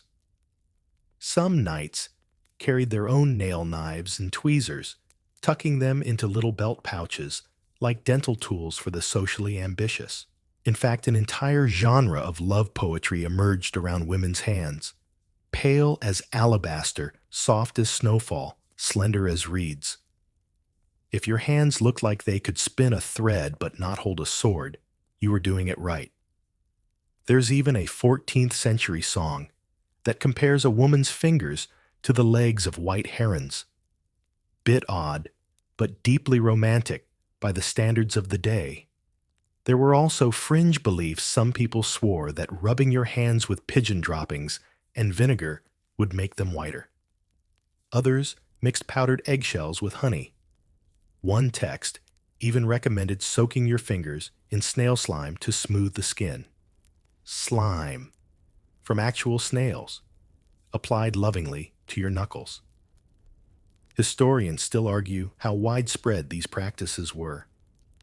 Were most women quietly scrubbing their hands raw behind closed doors, or were these expectations reserved for the elite? Either way, it's clear that hands carried immense social weight. Literally everyone was judging them. So here you are, seated on a bench bowl of warm goat milk at your side, rubbing your fingers with a stolen sprig of mint. Your nails are buffed with a bit of linen until they catch the candlelight. Your gloves, scented and stitched, wait beside you like obedient pets. You slip them on fingers first, smoothing the leather over your knuckles. You rise. Your gown flows like liquid wool. You walk into the great hall, hands, folded palms, hidden every gesture practiced. And as you reach for a goblet slowly, deliberately, you hear someone whisper, "Such lovely hands." Mission accomplished. Let's descend now, gracefully of course, into the terrifying world of feet. Because in medieval Europe, the only thing more humiliating than cracked hands was being caught with unattractive ankles. Yes, really. The same society that considered open sewers a casual hazard had very strong feelings about your lower limbs. Feet were a hidden battleground. Tucked beneath layers of petticoats, stockings, and leather shoes, they were rarely seen, but frequently judged, especially if you were rich. Just like your hands, your feet had to be small, soft, and utterly incapable of doing anything practical. Hobbit feet out, dainty, delicate arches. In. But let's be clear, you walked everywhere. Streets were muddy, uneven, and full of things you did not want to step in. Even noblewomen were expected to make their way to mass, to markets, or to someone else's castle on foot. Carriages were rare, uncomfortable, and dangerous, especially if your local roads doubled as pig trails. So your feet bore the brunt of daily life. Shoes. They were not built for comfort. They were fashion items. First, protective gear. Second, an orthopedic disasters always. Common folk wore simple turn shoes, soft leather pieces stitched around the foot like glorified moccasins. They had no support, no soles to speak of, and zero weatherproofing. Get caught in the rain, and your feet were basically soup. The upper class, though, they had options. In the 14th century, the poulain became all the rage, a pointed shoe that sometimes extended a foot past your toes. These shoes were status symbols, not walking aids. Nobles had poulains so long they had to be tied to their knees with chains to keep from tripping. The longer the toe, the more important you were. It was like wearing your social rank on your foot. You can imagine the consequences: blisters, falls, infections. There's even a record of one gentleman tripping on his own shoes and falling into a well. He didn't die, but his dignity never recovered. Inside the shoes, things weren't better. Stockings were made of wool or linen, sometimes padded with moss or straw in winter. Foot sweat had nowhere to go. If your shoes got wet, and they always got wet, you walked around with soggy socks for days. Trench foot was more than a military condition. It was an everyday hazard. Naturally, foot odor became a major issue. Enter herbs. People lined their shoes with dried mint, rosemary, or thyme. Rich ladies might stuff their slippers with lavender sachets. One duchess reportedly wore slippers filled with rose petals and cloves during summer, just to avoid being followed by the scent of damp sheep. Pedicures weren't a thing, but foot grooming existed in primitive form. Toenails were trimmed with small knives, smoothed with stones, and occasionally dyed with herbs for a bit of flair. A greenish tint from sage or a reddish hue from beetroot juice could be seen as exotic until someone assumed you had gangrene. Cracked heels, treated with animal fat or warm beeswax. Corns and calluses, scraped off with knives or rubbed with vinegar-soaked cloth. One fringe remedy even suggested stepping in cold ash mixed with sheep urine to soften the skin. Smelly, but effective. Maybe. Historians still argue whether medieval people thought about their feet aesthetically or just functionally. But among the nobility, there was a definite ideal. Foot size mattered. Small feet were linked to femininity, obedience, and a general aura of "I've never walked farther than the length of a tapestry." Large feet, by contrast, suggested labor and peasantry. Women with big feet sometimes wore extra long skirts just to hide the evidence. Shoemakers catered to this insecurity. Some made slightly smaller shoes and stuffed them with extra padding to give the illusion of daintiness. One shoemaker wrote that his clients would rather limp than appear unfashionably large of foot. Limps were considered mysterious, big feet, tragic. For men, the rules were more forgiving. Sturdy boots and practical designs were fine as long as they were expensive. But a man with dainty slippers could still be admired, especially in court. A well-turned ankle peeking out beneath hose was considered seductive, which makes you rethink every painting from the era. Then there was barefoot beauty. Occasionally, being barefoot was a statement. Pilgrims walked without shoes to show devotion. Some noble women walked barefoot into church as an act of piety despite the cold and the filth. Their maids followed with warm towels and possibly disinfectant prayers.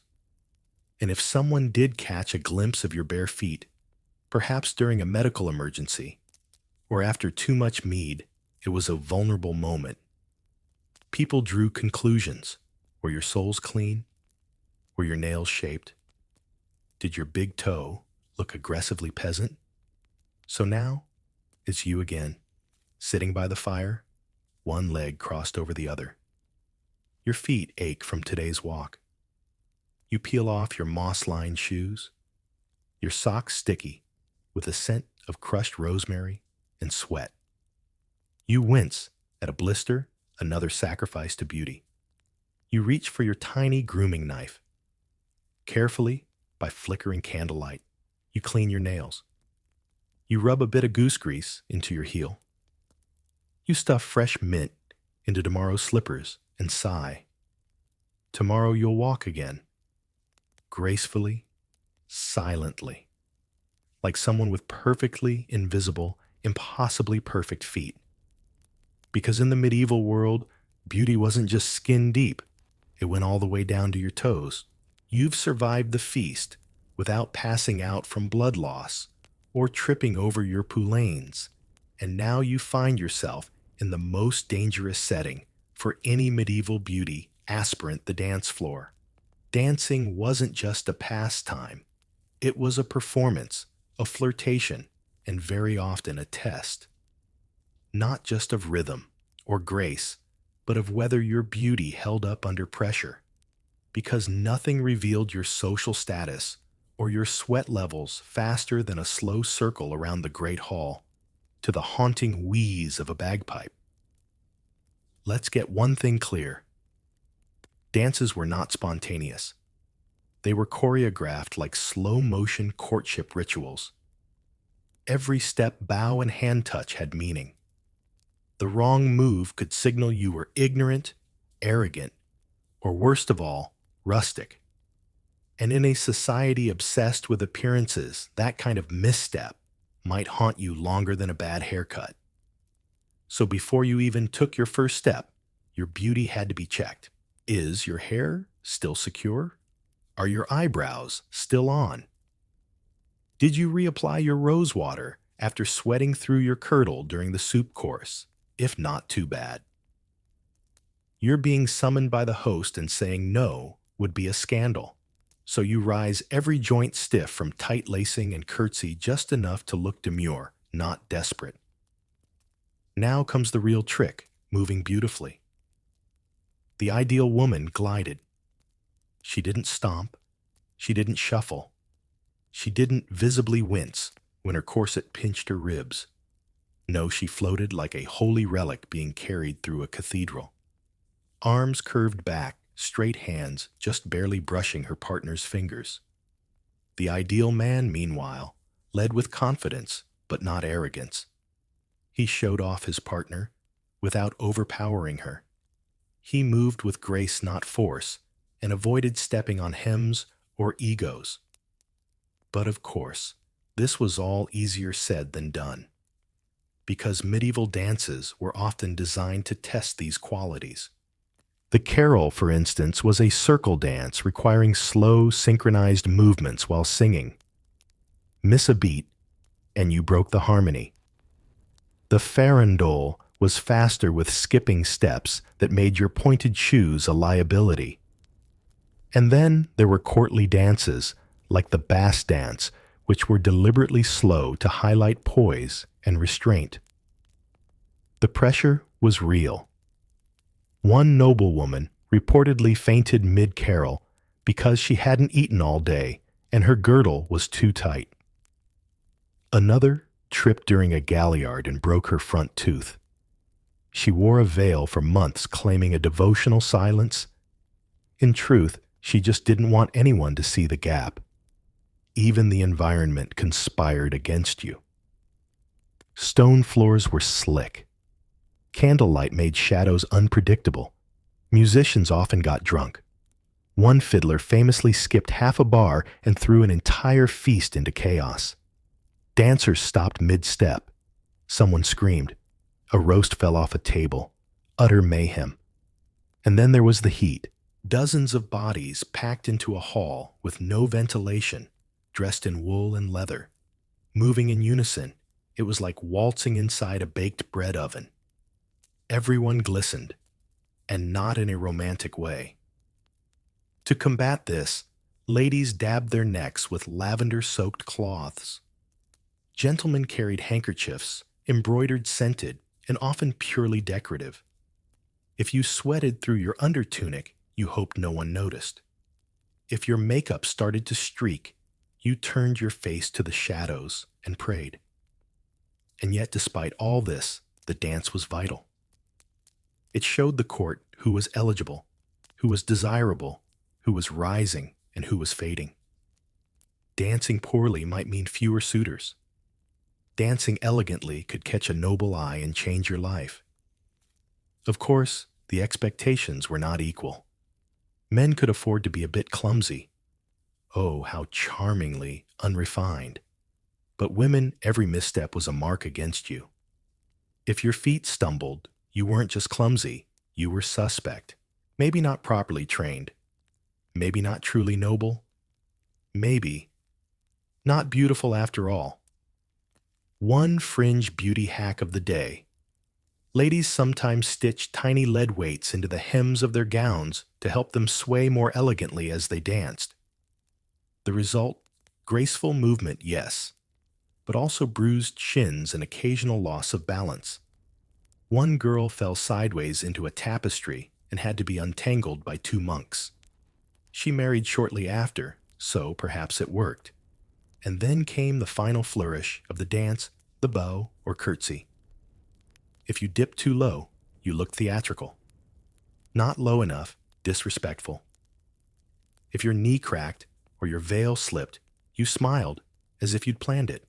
Always smile. Always pretend. Historians still debate whether medieval dancing was more about social mobility or social survival. Probably both. Beauty wasn't just in the face. It was in the movement, the poise, the subtle messages sent with every lift of the wrist or tilt of the head. So there you are, the music slowing. You bow your head, lowering your eyes with perfect softness. Your gown whispers as it settles around your ankles.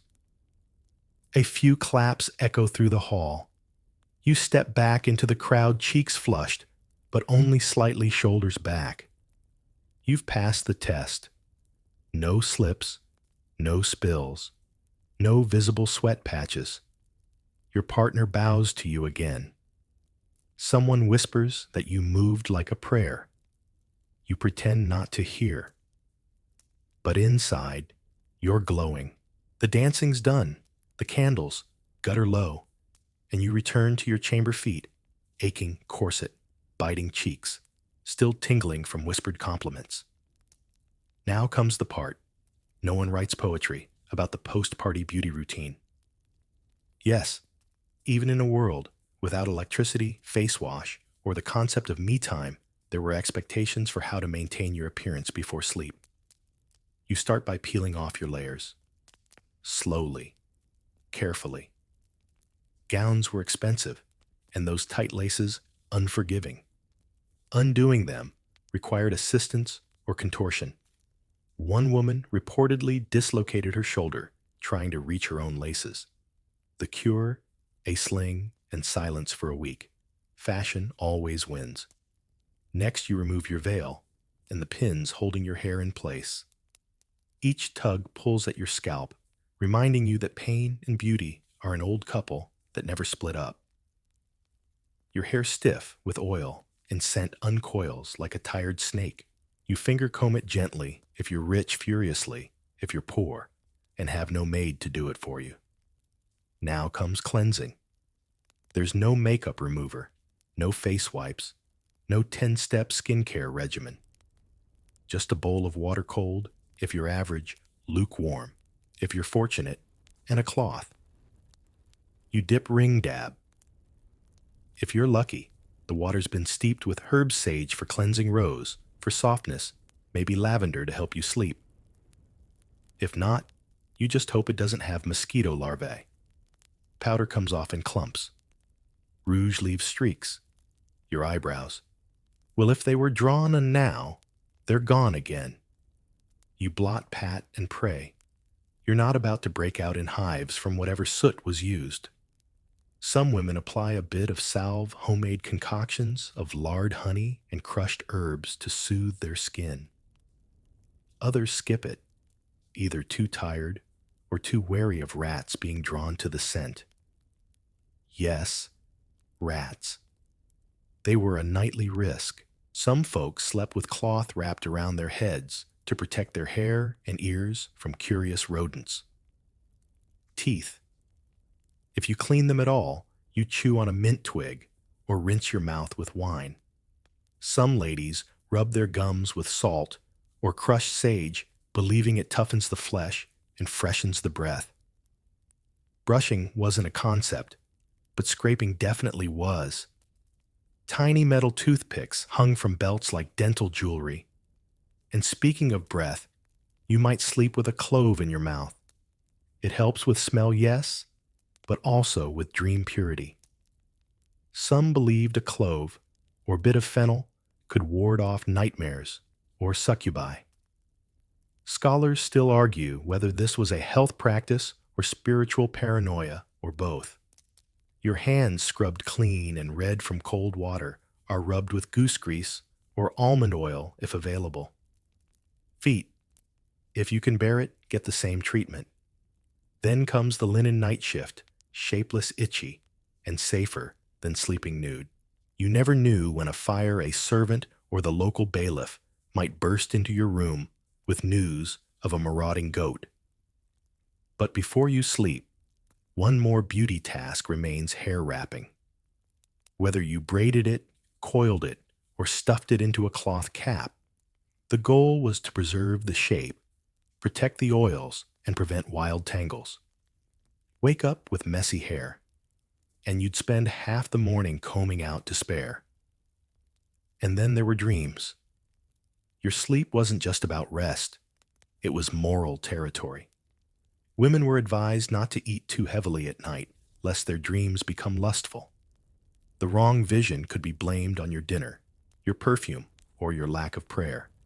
One manual suggested sleeping on your right side to avoid waking up with a swollen face. Another claimed that sleeping face up increased your chances of demon visitation. You chose your sleep posture like you were laying a chest trap. Beds themselves varied wildly. If you were rich, you had a feather mattress, maybe even curtains to keep in the heat and keep out the bugs. If you were poor, it was straw and not the fresh kind. Lumpy, flea-infested, vaguely mold-scented straw, sometimes shared with siblings, children, or livestock. One fringe tip from the time sleeping with a cut onion under your bed was said to draw out bad airs from your face. Another involved pressing a smooth cold stone to your cheeks before bed to tighten the skin. A few bold souls believed that smearing their face with snail slime would prevent wrinkles. Yes, again with the snails. So you lie down, tucked beneath a thin woolen blanket, head swaddled, face oiled, just enough to glow, but not so much you attract wildlife. The fire crackles low. A draft tickles your feet. You breathe deeply, the scent of dried mint and wood smoke in the air. Tomorrow it begins again. Powder, pins, petticoats, perfume. But for now, you close your eyes, hands folded, just so, as if even in sleep you must appear composed. Because in the Middle Ages, beauty didn't sleep. It just held its breath in the dark.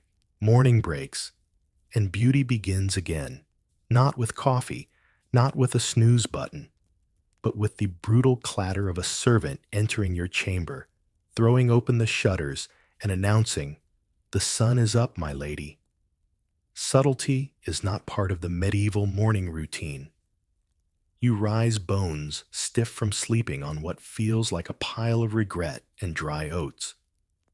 Your hair has half escaped its cloth wrap, now tangled into what might be a small bird's nest. But you don't panic, because the first hour of your day is wholly dedicated to one mission: restoration. First, water. You splash your face with cold well water, or if your household is slightly refined, a bowl of yesterday's rain infused with rose petals. It's supposed to tighten your complexion. What it actually does is shock you into consciousness. You pat your cheeks dry with a cloth that smells faintly of mildew and maybe sheep. Next comes the combing. Hair in medieval beauty culture is sacred. It's your crown, your pride, your medieval Instagram. You untangle it slowly using a comb carved from bone wood, or if you're very lucky, ivory. Each stroke is deliberate, each knot a test of patience and pain tolerance. Women with long hair think waist length or longer, spent up to an hour each day just maintaining it. Oil was essential. A dab of olive almond or walnut oil to keep it smooth, shiny, and reasonably tame. If lice were present, and they were always present, You might add vinegar to the mix, or ash, or even a paste made from crushed lavender and garlic. Effective? Possibly. Romantic? Not even a little. But your hair can't just be clean. It has to be styled. Modesty is key. Loose hair meant loosened morals unless you were unmarried and under 12. Everyone else was expected to braid coil or wrap their hair tightly under layers of linen veils, horned caps, or decorative nets. This is where the beauty war gets tactical. The shape of your headdress communicates your status. A simple veil means humility. A double-wrapped wimple means wealth and virtue. A towering hennin, a cone-shaped hat, often several feet tall, says I'm rich, powerful, and absolutely miserable. The hennin, let's talk about it. Imagine wearing a velvet traffic cone on your head, weighted with pearls, and fabric attached to your scalp by pins and prayers. You can't sit comfortably. You can't turn without knocking over candles. You can't walk through a doorway without ducking like a fugitive. But the message it sends, impeccable. Of course, maintaining this headgear required constant vigilance.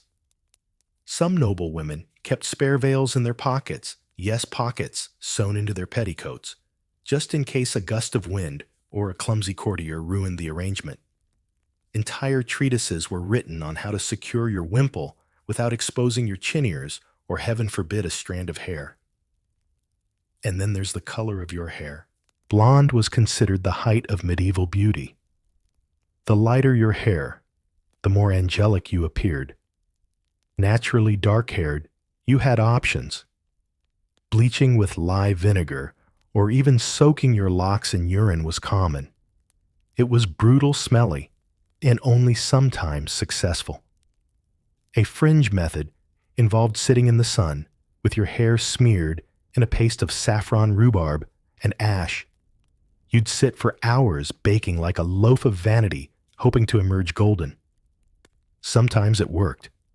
Other times, you just smelled like herbal soup. But this wasn't just vanity. It was strategy. Hair color style and arrangement could elevate your chances at marriage shift, your social standing, or even affect how you were perceived in court. A veiled head meant purity. A ribboned braid suggested youth. A decorated circlet said you belonged to someone important or wanted to.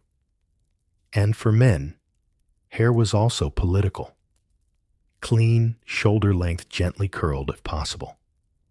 Anything too short was considered brutish. Anything too long was effeminate unless you were a poet, a prince, or about to go on pilgrimage. Beards came and went in style. Some priests favored clean-shaven chins to emulate Christ. Knights went for trimmed beards to show off their jawlines. Farmers just let it grow. One courtier famously dyed his beard with ground walnut shells to give it a darker, more imposing tone. Another oiled his with goose fat and thyme. A bishop once scolded a group of monks for spending too much time braiding their beards into devotional spirals. Historians still argue whether the daily hair routines of medieval people were more about hygiene or symbolism. Likely both. In a world where cleanliness was rare, visible grooming stood in for virtue. You might not smell great, but if your hair was styled, people assumed you were good, pious, possibly even marriageable. So you finish. Your hair is coiled, pinned, veiled. Your brows are redrawn. Your lips dabbed with a bit of crushed rose petal. You smooth your sleeves, adjust your bodice, and check your reflection, if not in a mirror, then in the polished rim of your goblet. Outside, the town begins to stir. A bell tolls. The smell of baking bread drifts through the window. You take one final breath, square your shoulders, and step into the day. A walking masterpiece of constraint strategy and 37 pins. By mid-morning, you're not just a decorative presence in your household, you're a chess piece in a sprawling social game where beauty is currency, and the stakes are marital, political, and occasionally lethal. Because in medieval Europe, attractiveness wasn't just about looking good, it was about power. Let's talk matchmaking. You aren't judged solely by your conversation skills or your embroidery. Oh no, you're judged by your complexion, your waist to hip ratio, the elegance of your walk, the clarity of your voice, and above all, how well you embody whatever the current beauty ideal dictates, which inconveniently shifts more often than the wind. Your family is invested, literally. A beautiful daughter could mean a better alliance, more land, or a noble title. Your appearance is discussed at feasts, whispered about by servants, and even assessed by traveling merchants who might report your suitability back to distant suitors. One too many freckles that gets noted. A gap between your front teeth. Depending on the decade, that's either a fertility sign or a reason to be pitied. Men aren't exempt. A nobleman's value might rise with his sword arm, but his face matters too. Strong jaw, clear eyes, a virtuous brow. These were sought-after traits, visible markers of leadership and divine favor. A scar might make you rugged, or, if poorly placed, unseemly. One knight even paid to have a facial scar repigmented with ground pearl to make it less terrifying. Court painters had a role in this beauty economy too. Before marriage negotiations, a portrait might be sent across borders. These weren't photorealistic, they were optimistic. A slightly crooked nose straightened. Sallow skin lightened. It was medieval catfishing at a diplomatic level. And then came the in-person meetings. A noble banquet, a cathedral dedication, or a conveniently arranged chance meeting on a garden path. You had minutes, maybe seconds, to make the right impression. And while charm helped, your appearance was everything. So you rehearsed. You practiced your expressions in polished pewter. You learned to smile without showing teeth, laugh without snorting, and stand at angles that disguise less fashionable features. One lady reportedly trained herself to blush on command by biting the inside of her cheek. It worked until it got infected. Accessories helped. Pearls symbolize purity, and wearing them near your face was said to draw the eye upward. Decorative belts accentuated your waistline. Girdles adorned with tiny bells or charms distracted from bony hips or a less than regal stride. One fringe trend: wearing tiny mirrors on your clothing. Yes, medieval disco wasn't just a fantasy. These were often symbolic, reflecting the purity of your soul. Supposedly, but conveniently, they also made your garments sparkle and drew attention from your less perfect parts. Historians still debate whether beauty standards were entirely dictated by nobles or trickled down from religious and philosophical ideals. The church had strong opinions about modesty, of course, but it also adored the Virgin Mary's delicate features and pale skin. Coincidence? Doubtful. Beauty and morality were intertwined in uncomfortable ways.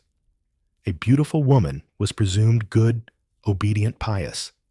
An ugly one, cursed, dangerous, maybe even a witch. In fact, during later centuries, some inquisitors considered facial asymmetry or excessive moles to be signs of satanic influence. Your nose could literally get you killed. And it wasn't just external pressure. You internalized it. You compared yourself to tapestries, to saints, to that cousin who married a duke after wearing lemon peel on her face for 6 weeks. You whispered about beauty potions passed between maids. You considered dangerous treatments because someone swore their sister did it and was glowing like spring rain ever since. Marriage wasn't the only goal either. Beauty could mean influence. A favorite lady-in-waiting might sway a prince. A handsome young squire could find himself knighted faster if he caught the right duchess's gaze. In some courts, appearance was quite literally listed as a qualification for certain roles. Of course, not everyone played this game. Some women veiled themselves, tightly embraced their wrinkles, or took pride in their sun-darkened skin. These women often came from religious or rural backgrounds where practicality and devotion outweighed aesthetics. But even then, whispers followed them. So here you are, poised at the edge of a marble courtyard. A visiting baron is being escorted your way. You've spent 2 hours perfecting your veil's angle and pinning a tiny brooch above your left eyebrow. You've scented your sleeves, with cloves smoothed your gown with lavender water, and rehearsed your lines 3 different ways to say hello without sounding overeager. He approaches. He bows. You nod. You exchange words about the weather, the feast, the tapestry behind you. He doesn't look directly at your hands, but you shift them slightly into the light just in case. Later, your aunt will ask if he seemed interested. You'll say he smiled. She'll nod, as if that settles everything. But inside, you'll still wonder, did he notice the spot on your cheek, the slight limp, the way your right eye crinkles more than your left? Because in this world, beauty isn't a gift. It's a job. And you're always on the clock. It's market day, and though your role is ostensibly to accompany your family and maybe select some modest ribbons or dried herbs, you know the truth. This is another beauty arena. And this one is public. Outdoors. Unforgiving. Sunlight in the medieval beauty world is both enemy and necessity. Too much, and your pale complexion betrays you with freckles, tan lines, and unladylike redness. Too little, and your cheeks take on the pallor of boiled cabbage. The ideal is a very specific kind of glow, ethereal, but not ghostly, touched by the divine, not the sun. So before stepping outside, you apply another round of powder. This time thickened with a bit of starch or ground bone to help it set. You tuck your chin beneath a linen coif or veil, and maybe if your station allows, you carry a parasol made from thin silk stretched over a whalebone frame. Not for rain, for rays. A shadow caster, a status signal. Now you walk through muddy alleys past wagons of fish, alongside sweaty cheese vendors and squawking geese. You're dodging more than puddles, you're avoiding sweat soot and the accidental elbow of a pig farmer. Through it all, your posture remains immaculate. No hunching, no sprinting. You glide. Vendors shout. People jostle, but you keep your composure. Because if you falter, someone's watching. Always. A merchant's son, a rival family's maid, that one nosy widow who reports every chipped tooth and crooked hem to the entire village by nightfall. But the market isn't just chaos. It's a fashion parade. Women wear their newest trims, their boldest sleeves. Men adjust their hats every 5 seconds. Children with braids gleam with oil. And at every fabric stall, people pretend they just happened to pass by, even though they've been circling for 20 minutes to be seen there. Here, beauty is political. Who wears what? Who stops where? Who picks oranges? And who's picking suitors? And the gossip that spills from this open-air runway shapes your social standing faster than any sermon. Let's talk jewelry.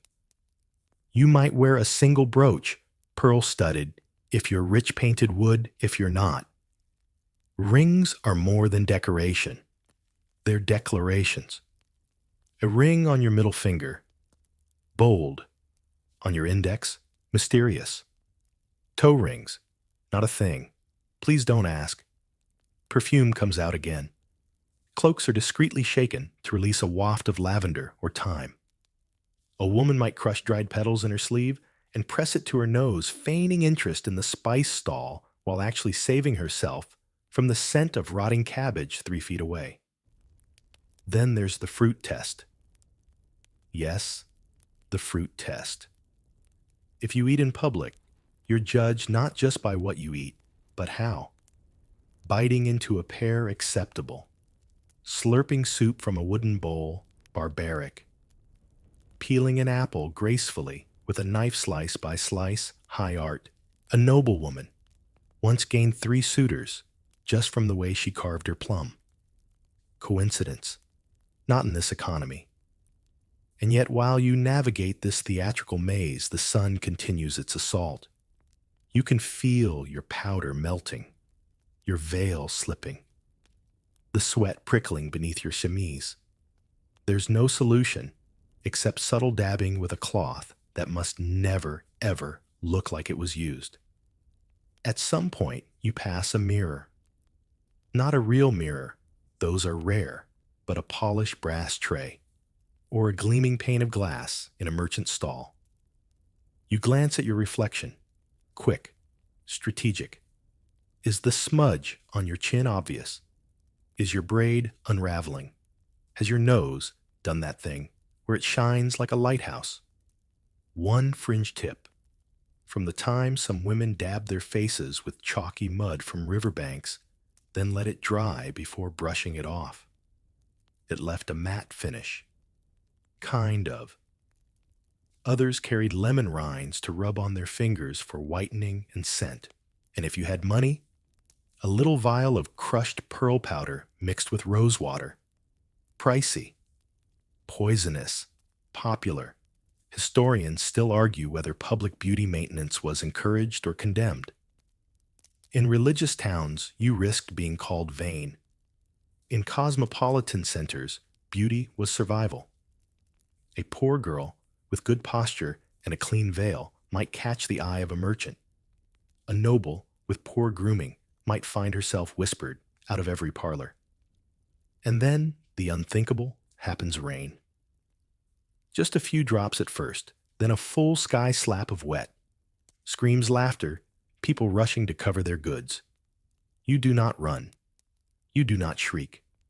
You pull your cloak, close tip your parasol, and walk with calm resignation. Inside, your panicking powder, running hair, frizzing veil clinging like a second skin. But outwardly, you're a swan gliding through a storm. Later back at home, you'll strip off your soaked gown, peel the veil from your forehead, and stare into a bronze mirror that tells no lies. Your cheeks are blotchy. Your nose is red. You look real.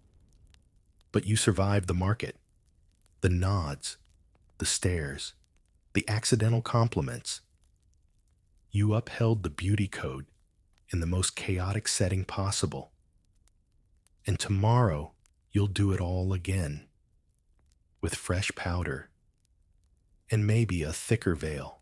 The market was child's play, compared to today's real challenge, the noble feast. Not the kind with crusty bread and onion stew.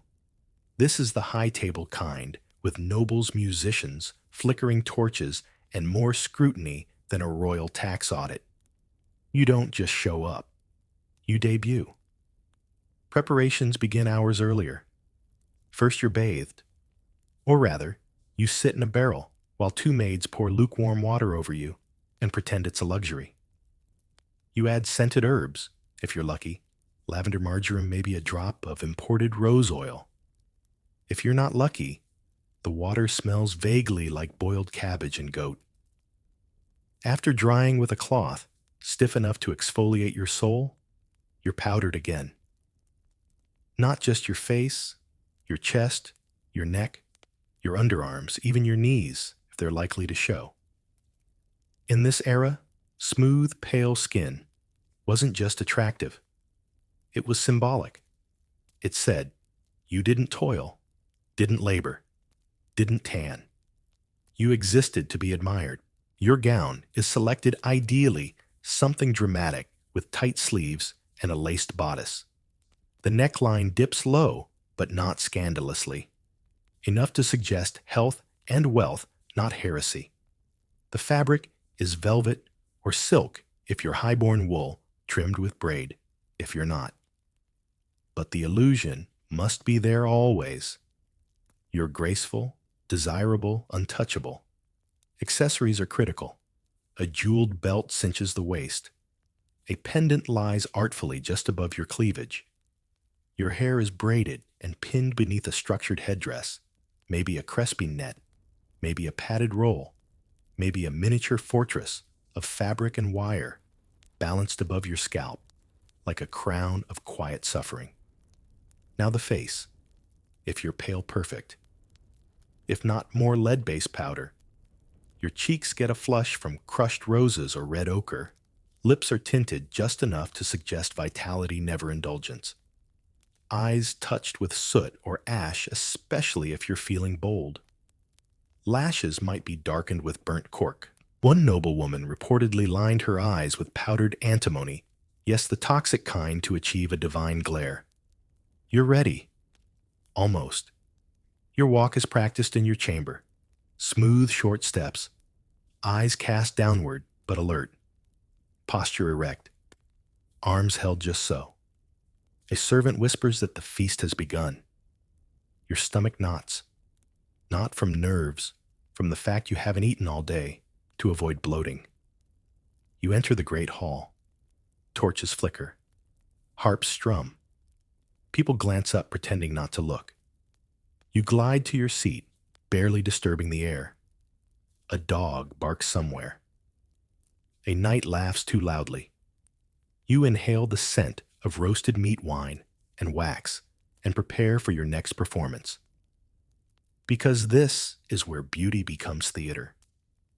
You're seated by rank, which means your appearance has already made decisions about you. Sit too far from the dais, and you're seen as lower stock. Sit too close, and every bite, every blink, every gesture is under royal surveillance. You eat slowly, carefully. Nothing drips. Nothing crunches. You tear bread with your fingers and dab your lips with a cloth so stiff it's basically parchment. No slouching, no second helpings, and never ever lick your fingers. One lady once dropped a grape into her bodice, and legend says recovered it without flinching. Another choked on a chicken bone, refused to cough, and just fainted. Dignity first. Conversation happens between courses. You're witty, but not too bold. You laugh, but not loudly. Your voice stays in the upper register, delicate musical, like you're always on the edge of a sonnet. Then the dancing begins again, and you must rise. No food baby, no wine flush, just grace. You've practiced your steps, but the floor is slippery, and your shoes are mostly decorative. You smile. Always smile. One fringe technique. Before feasts, some women sucked on lemon slices to tighten the skin and clarify the eyes. Others drank water boiled with sage and mint to prevent bloating. A few bold, brilliant, slightly unhinged tied small cloth pads filled with ground herbs under their gowns to absorb sweat invisibly. Early deodorant. Medieval ingenuity. Historians still debate how sincere all this effort was. Was it really about beauty or about survival? Probably both. A single feast could change your fate, earn you a husband, a title, or an enemy. A wrong impression could take years to undo. So here you are, seated again, the music slowing. Someone compliments your eyes, another your hands. You pretend to blush, modestly, another trick learned from your aunt, who could fake embarrassment better than most people faked prayer. And when the feast finally ends, candles low, scraps cleared, guests yawning, you rise still pristine. Your veil is in place. Your cheeks haven't melted.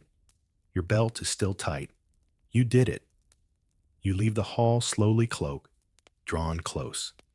You don't smile now. Not because you're unhappy, but because you're tired. Beauty is exhausting, especially when it's your only job, your only armor, your only way forward. You reach your chamber, unpin your hair, strip off the bodice, let your belly expand at last. You're alone. You're human. But tomorrow, you'll be art again. You'd think, after such a grueling feast, where every smile, sip, and syllable was weighed like gold, you'd get a break. But in medieval society, beauty was a 24/7 occupation, and even in private settings, the performance rarely paused, especially in the one place where truth tends to shine through the strongest around other women. Welcome to the cloistered realm of the ladies' chamber, a space both sanctuary and social coliseum. Here noble women gather after the feast to remove their layers, nurse their feet, and perhaps most importantly, exchange gossip. And trust me, beauty gossip is the sharpest blade in the chest. You enter veil, loosened cheeks, flushed from torchlight and attention. Around you, the room is a bloom of perfume lace and whispered judgment.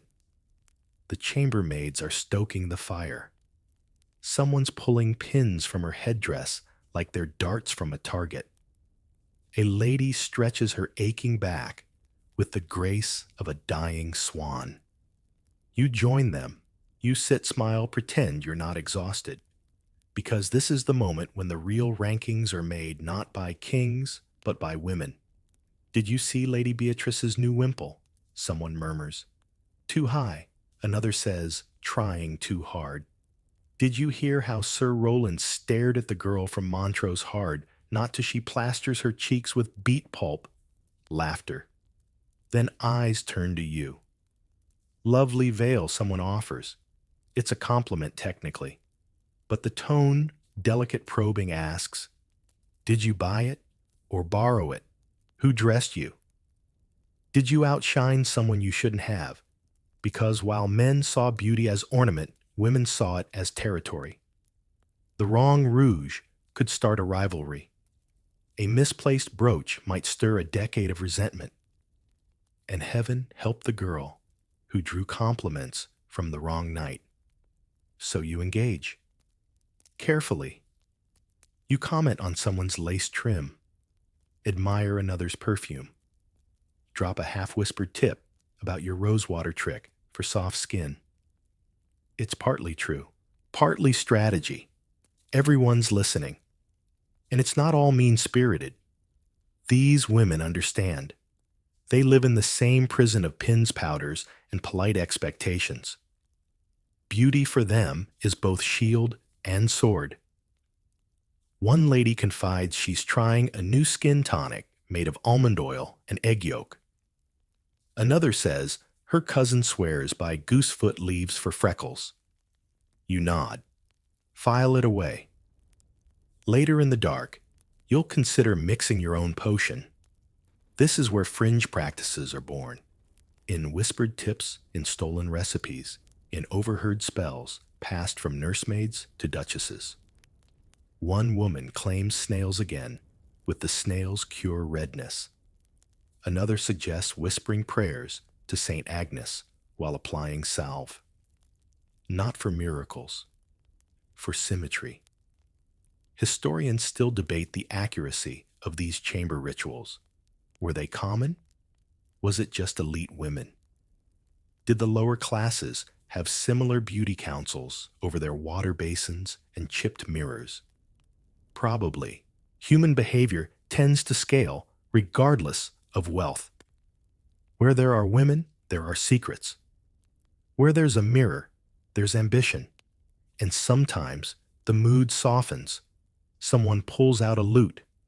Another hums a lullaby.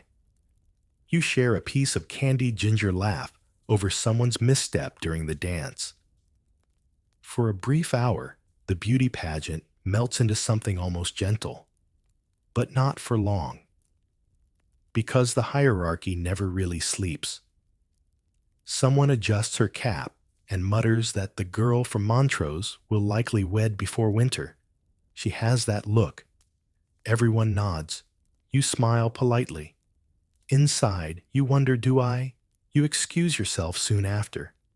The candlelight makes your face look drawn. Your feet throb. Your bodice, unfastened at last, reveals faint bruises from the laces. You whisper, good nights, accept one last compliment about your earrings and retreat.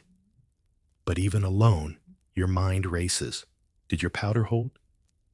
Did your eyes catch enough light? Did anyone notice the stitching on your hem had come loose? You wash your face, rub oil into your temples, stare into the reflection of a hand-polished plate, your stand-in mirror. You look tired, older, real, and yet somewhere behind the fatigue the persona waits. Tomorrow it will wake before you, brush your cheeks, pin your hair, stretch your smile. Because this isn't just beauty. It's armor, it's performance, it's survival. You crawl into bedskin, still tingling with the memory of other women's gazes. The fire hisses low. The coals crackle like old secrets. And you drift to sleep, dreaming not of knights or castles, but of face powder that doesn't melt. Veils that don't slip. In a world where someone just once says, you're enough without the powdered cheeks, the pinched waist, the practiced walk. But that's a luxury this century doesn't offer. You wake up to the sound of church bells. Again, because in this world, nothing, not even your self-worth, is exempt from a good dose of religion. Today, it's not a feast, not a market, not even a dance. It's mass. The weekly beauty showdown disguised as spiritual obligation. The pressure is immense. You don't just show up to mass, you arrive. You don't merely kneel. You glide into your pew like you're on invisible rails. And above all else, you must look holy. Which confusingly also means beautiful. Piety in medieval fashion didn't come from inside. It came from outside. Through clean lines, smooth veils, and a carefully curated expression of quiet suffering.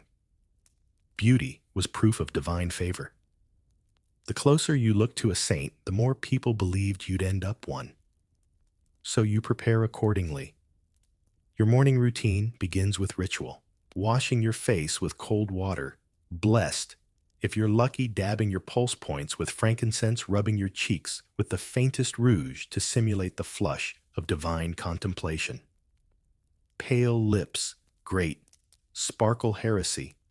Your hair must be hidden, not just modestly veiled buried. Exposed hair in church was a bold and dangerous statement unless you were underage or had recently taken vows. Married women wrapped their heads in layers of linen and wool, pinned tightly to ensure not even a whisper of a curl slipped free. A holy hairstyle was a sealed one, but the veil itself was no afterthought. It could be plain or delicately embroidered with religious symbols. One woman in Bruges wore a veil edged with tiny gold crosses. Another had hers stitched with psalms in Latin, subtle flexes. You could almost hear the silent comparisons echoing through the pews. Your gown must be somber but exquisite. No plunging necklines, no clashing colors. Earth tones were favored.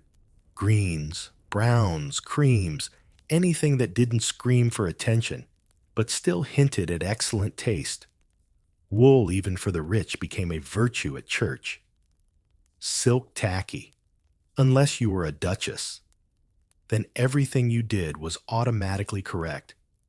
Men weren't exempt either. Clean hair, trimmed beard, neutral tunics. The truly devoted might even go barefoot, their feet caked in symbolic suffering. But if your soul showed too much callous, people wondered if your devotion was more about drama than divinity. You arrive at church in procession, quiet, graceful.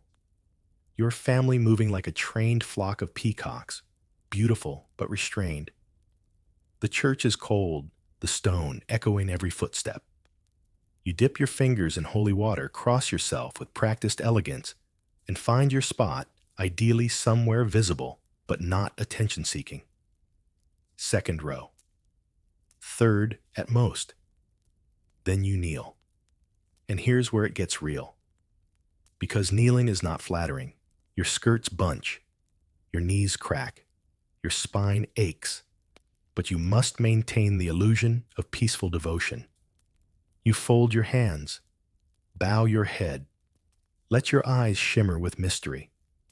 Some girls practice this expression in mirrors humble but luminous. Saintly, but still open to courtship. The sermon begins. A priest drones on about sin and suffering. You focus on keeping your posture perfect and your veil in place. Occasionally, you glance sideways. Everyone else is doing the same. Eyeing him sniffing perfumes mentally, rating who looks most redeemed. There's a strange competitive silence in the air. Holy beauty is quiet, but it is not passive. It radiates. It pulls glances like a magnet. If someone notices you, mid-prayer, if your folded hands tremble, just so. If your face glows faintly in the candlelight, they might whisper later. She looked blessed, which, by the way, is the medieval version of she looked hot. After Mass, the mingling begins. A few respectful nods, a quiet compliment on someone's embroidery. Maybe a whispered exchange of herbal beauty tips under the guise of discussing remedies for nervous complexion. You walk slowly out of the chapel cloak, drawn veil, fluttering just enough to be noticed. One fringe belief. Some women swallowed small pebbles before church to encourage a pale, fragile appearance. Others avoided solid food for days to ensure hollow cheeks and suffering eyes.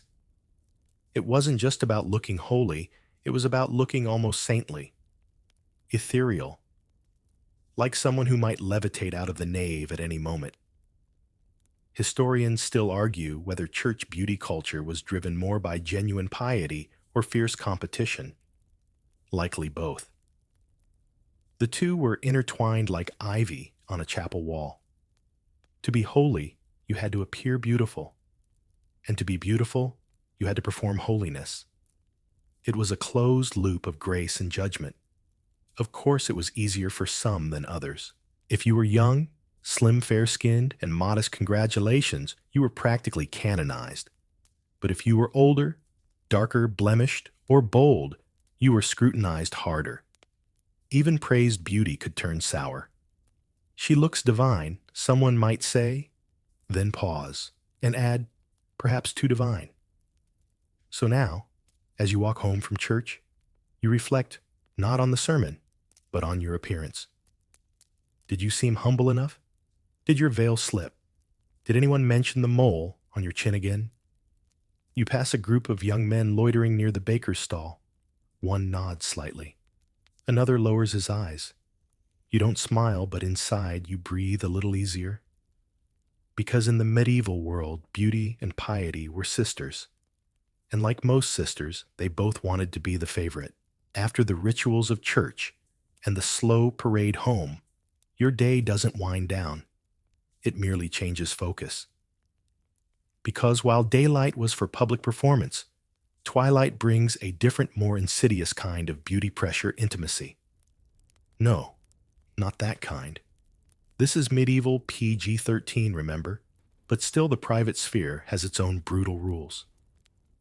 Evenings in a noble or aspiring household meant candlelit moments with family tutors, potential suitors, or if you're lucky, just the cat. And you can't look like you just clawed your way through a haystack. You freshen up again. First the face. You don't wash it, not completely. That would undo the day's work. You simply blot with a linen square dipped in rosewater or cold brew tea. Yes, really. If you're lucky, you have a carved ivory spoon to reapply a thin layer of starch powder to your cheeks. It mattifies and stiffens everything, like painting your skin into submission. Hair is loosened, but only partially. It's the medieval equivalent of casually elegant. A soft braid down the back, a coiled twist at the nape, not undone, but relaxed. You're not a nun. You're just approachable now. Now, the hands. They take center stage in the evening. Candlelight favors graceful fingers. Rings glint. Movement is slow poised. You clasp a cup, turn a page gesture delicately in conversation. One awkward scratch or flailing gesture, and you've undone an hour of mystique, feet still crammed into soft leather slippers. You're not barefoot, that's for children and saints, but your steps are silent, floaty, as if the floor dares not protest your passing. Tonight there's a visitor, a cousin's friend, an eligible bachelor who just happened to drop by with news from the next estate. The household adjusts like theater curtains. Music begins. Sweetmeats appear. You're summoned. You enter the hall slowly, a book in hand, partly for effect, partly because books imply literacy, which implies intelligence, which is suddenly fashionable this year. You smile. Demure. A little amused. The bachelor rises. You pretend you hadn't noticed him. This is where real beauty skills shine. Conversation, eye contact, laughing just enough but not so much your gums show. You nod when appropriate. You touch your necklace lightly, thoughtfully. This isn't flirting. This is courtly love light. And here's the twist. What you say doesn't matter. Not really. What matters is how you say it. Your tone, your restraint, your glow. One fringe practice for achieving this glow. Sitting by a fire with your face turned slightly toward the flame, letting the heat warm your cheeks just before you enter the room. It mimicked a natural blush. One girl burned her eyebrow doing it. Another became known as the Ember Maiden. It stuck. Unfortunately. Historians still argue whether these evening performances were genuine social exchanges or just long-form beauty pageants. Probably both. Young women rehearsed lines, practiced witty remarks, and even strategized outfit changes mid-evening for maximum impact. If you could snag a suitor and impress your elders, victory. But the downside was brutal. If you stumbled, if your hair frizzed from the fire, if your face shone too much under candlelight, people noticed. They might not say anything then, but tomorrow morning, gossip travels faster than fleas. The pressure was so relentless, some women feigned illness just to escape these evening showcases. Others claimed spiritual fatigue, retiring early with a candle and a psalm. Only to touch up their rouge behind closed doors anyway, just in case someone peeked in. Men weren't spared. They were expected to be gallant, yes, but also well-groomed, lightly perfumed, not too tanned. Their boots had to shine. Their hands should be clean, but calloused proof of action, not sloth. One poor knight trimmed his fingernails with a dagger and sliced his thumb. He bled into his goblet. Romance paused. The evening winds down. You've said just enough clever things, smiled the correct amount, kept your skirt hem dry. As your guest bows and your family exchanges farewells, you hold your expression steady.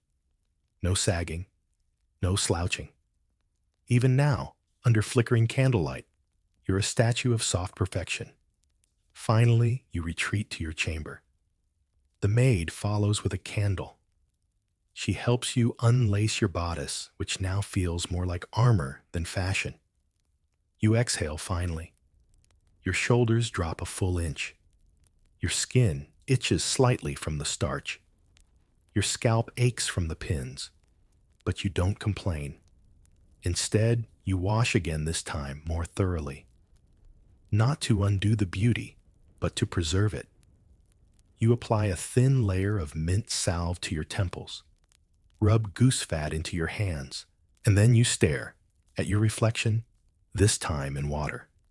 Still, warped. Honest. What did they see tonight? What did you project? Were you luminous, or just loud elegant, or too reserved? Did they whisper about your laugh? You shake your head. Let the water ripple the face you've worked so hard to shape. Tomorrow is another showcase, another gallery of judgments, another chance to be beautiful again. For now, you douse the candle. Darkness wraps you in a soft, forgiving veil, and you whisper one last hope into the night that maybe, just maybe your beauty won't feel like a burden tomorrow. It's morning again, and for once, no feast awaits no procession, to lead no suitors to charm. But don't be fooled, beauty still demands your presence. And this time, it's crueler than ever. Today, you're not a maiden, not a bride, not even a sister preparing for Mass. Today, you're aging. In medieval Europe, youth wasn't just admired, it was weaponized. Smooth skin, full cheeks, unlined foreheads. These weren't just pretty, they were powerful. They meant fertility value promise. And as time crept in, and it always did, you began to vanish. First from compliments, then from conversations, then from memory. Your reflection begins to shift. A crease near the eyes, a mouth that no longer holds a smile on standby. You're still beautiful, you tell yourself, but not new. Aging, especially for women, was rarely embraced. Wisdom didn't start looking good until about age 75, and by then society had already decided you were furniture. If you were lucky, you'd become handsome, a word reserved for women of stature and dignity code for still presentable. If not, you were invisible. And if you aged poorly, you were suspicious. A widow who didn't remarry was pitied. A matron who wore a bit too much rouge was ridiculed. An older woman who kept her hair too black, her eyes too sharp, witch, probably. One fringe belief held that wrinkles were signs of sin, that each line marked a lie or a moment of vanity. Another claimed that gray hair grew faster in deceitful women. Men, on the other hand, could grow gray with pride. Every streak was wisdom, every wrinkle proof of a life lived. A woman with the same features past her prime, so you try to soften time's edges. Rinse your face with milk. Rub bruised rose petals on your lips to restore color. You chew fennel to freshen breath dust powder on your knuckles and sit in the sun only under a thick veil. You pluck the occasional chin hair with a fishbone filed into a tweezer. Historians still argue whether older women in the Middle Ages had real influence behind the scenes or were systematically ignored. Likely both. Queens and abbesses wielded power, yes, but only when they leaned into roles of mother or mystic. Beauty still underpinned even their authority, and for those without title, aging gracefully meant aging invisibly. You slipped from public view, still present at table, still useful in prayer, but no longer radiant. Young girls stopped asking for your rouge recipes. Men stopped rising when you entered. You became a whisper, a cautionary tale. She used to be. Unless you fought back? A few did, bold ones. A duchess known to dye her hair with crushed walnut shells into her 50s. A healer who lined her eyes with soot until her dying day. One eccentric widow wore rosewater-scented gloves everywhere, claiming they kept the skin young. They didn't, but they kept people talking. Most, though, simply faded. And yet in this fading, something else stirred. A freedom. You no longer had to wake before dawn to pin your hair just so. You no longer worried if your veil slipped, if your hands were soft, if your teeth were too stained. You were past the stage of performance. And in this twilight, you found stillness. The pressure eased. The mirror lost power. The powdered cheeks became memories instead of rituals. And maybe, just maybe, beauty softened into something quieter, less about perfection, more about presence. You sit by the hearth. A girl asks if you were ever really beautiful. You smile. You don't answer, because now you know better. Word count. For 100. Now dim the lights even lower. Take one last breath and let's slide gently into the wind down. The fire's gone quiet now. Embers pulse in the hearth, soft orange against a settling dark. You're no longer a maiden twisting hair in the mirror, no longer a courtier counting compliments at feast. You're simply here, breathing, whole. The veil's been removed, the rouge wiped clean. The pins and powder rest untouched in their little box. And without them, you're still enough.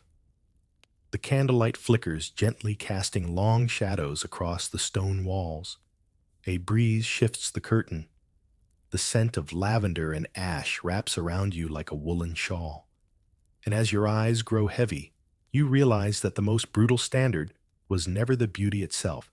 It was believing you had to chase it endlessly. But you don't. Not tonight. Tonight you rest. You've worn the gown. You've walked the hall. You've survived the mirror's cruel whisper. Now you sleep soft, steady, and utterly, absolutely free.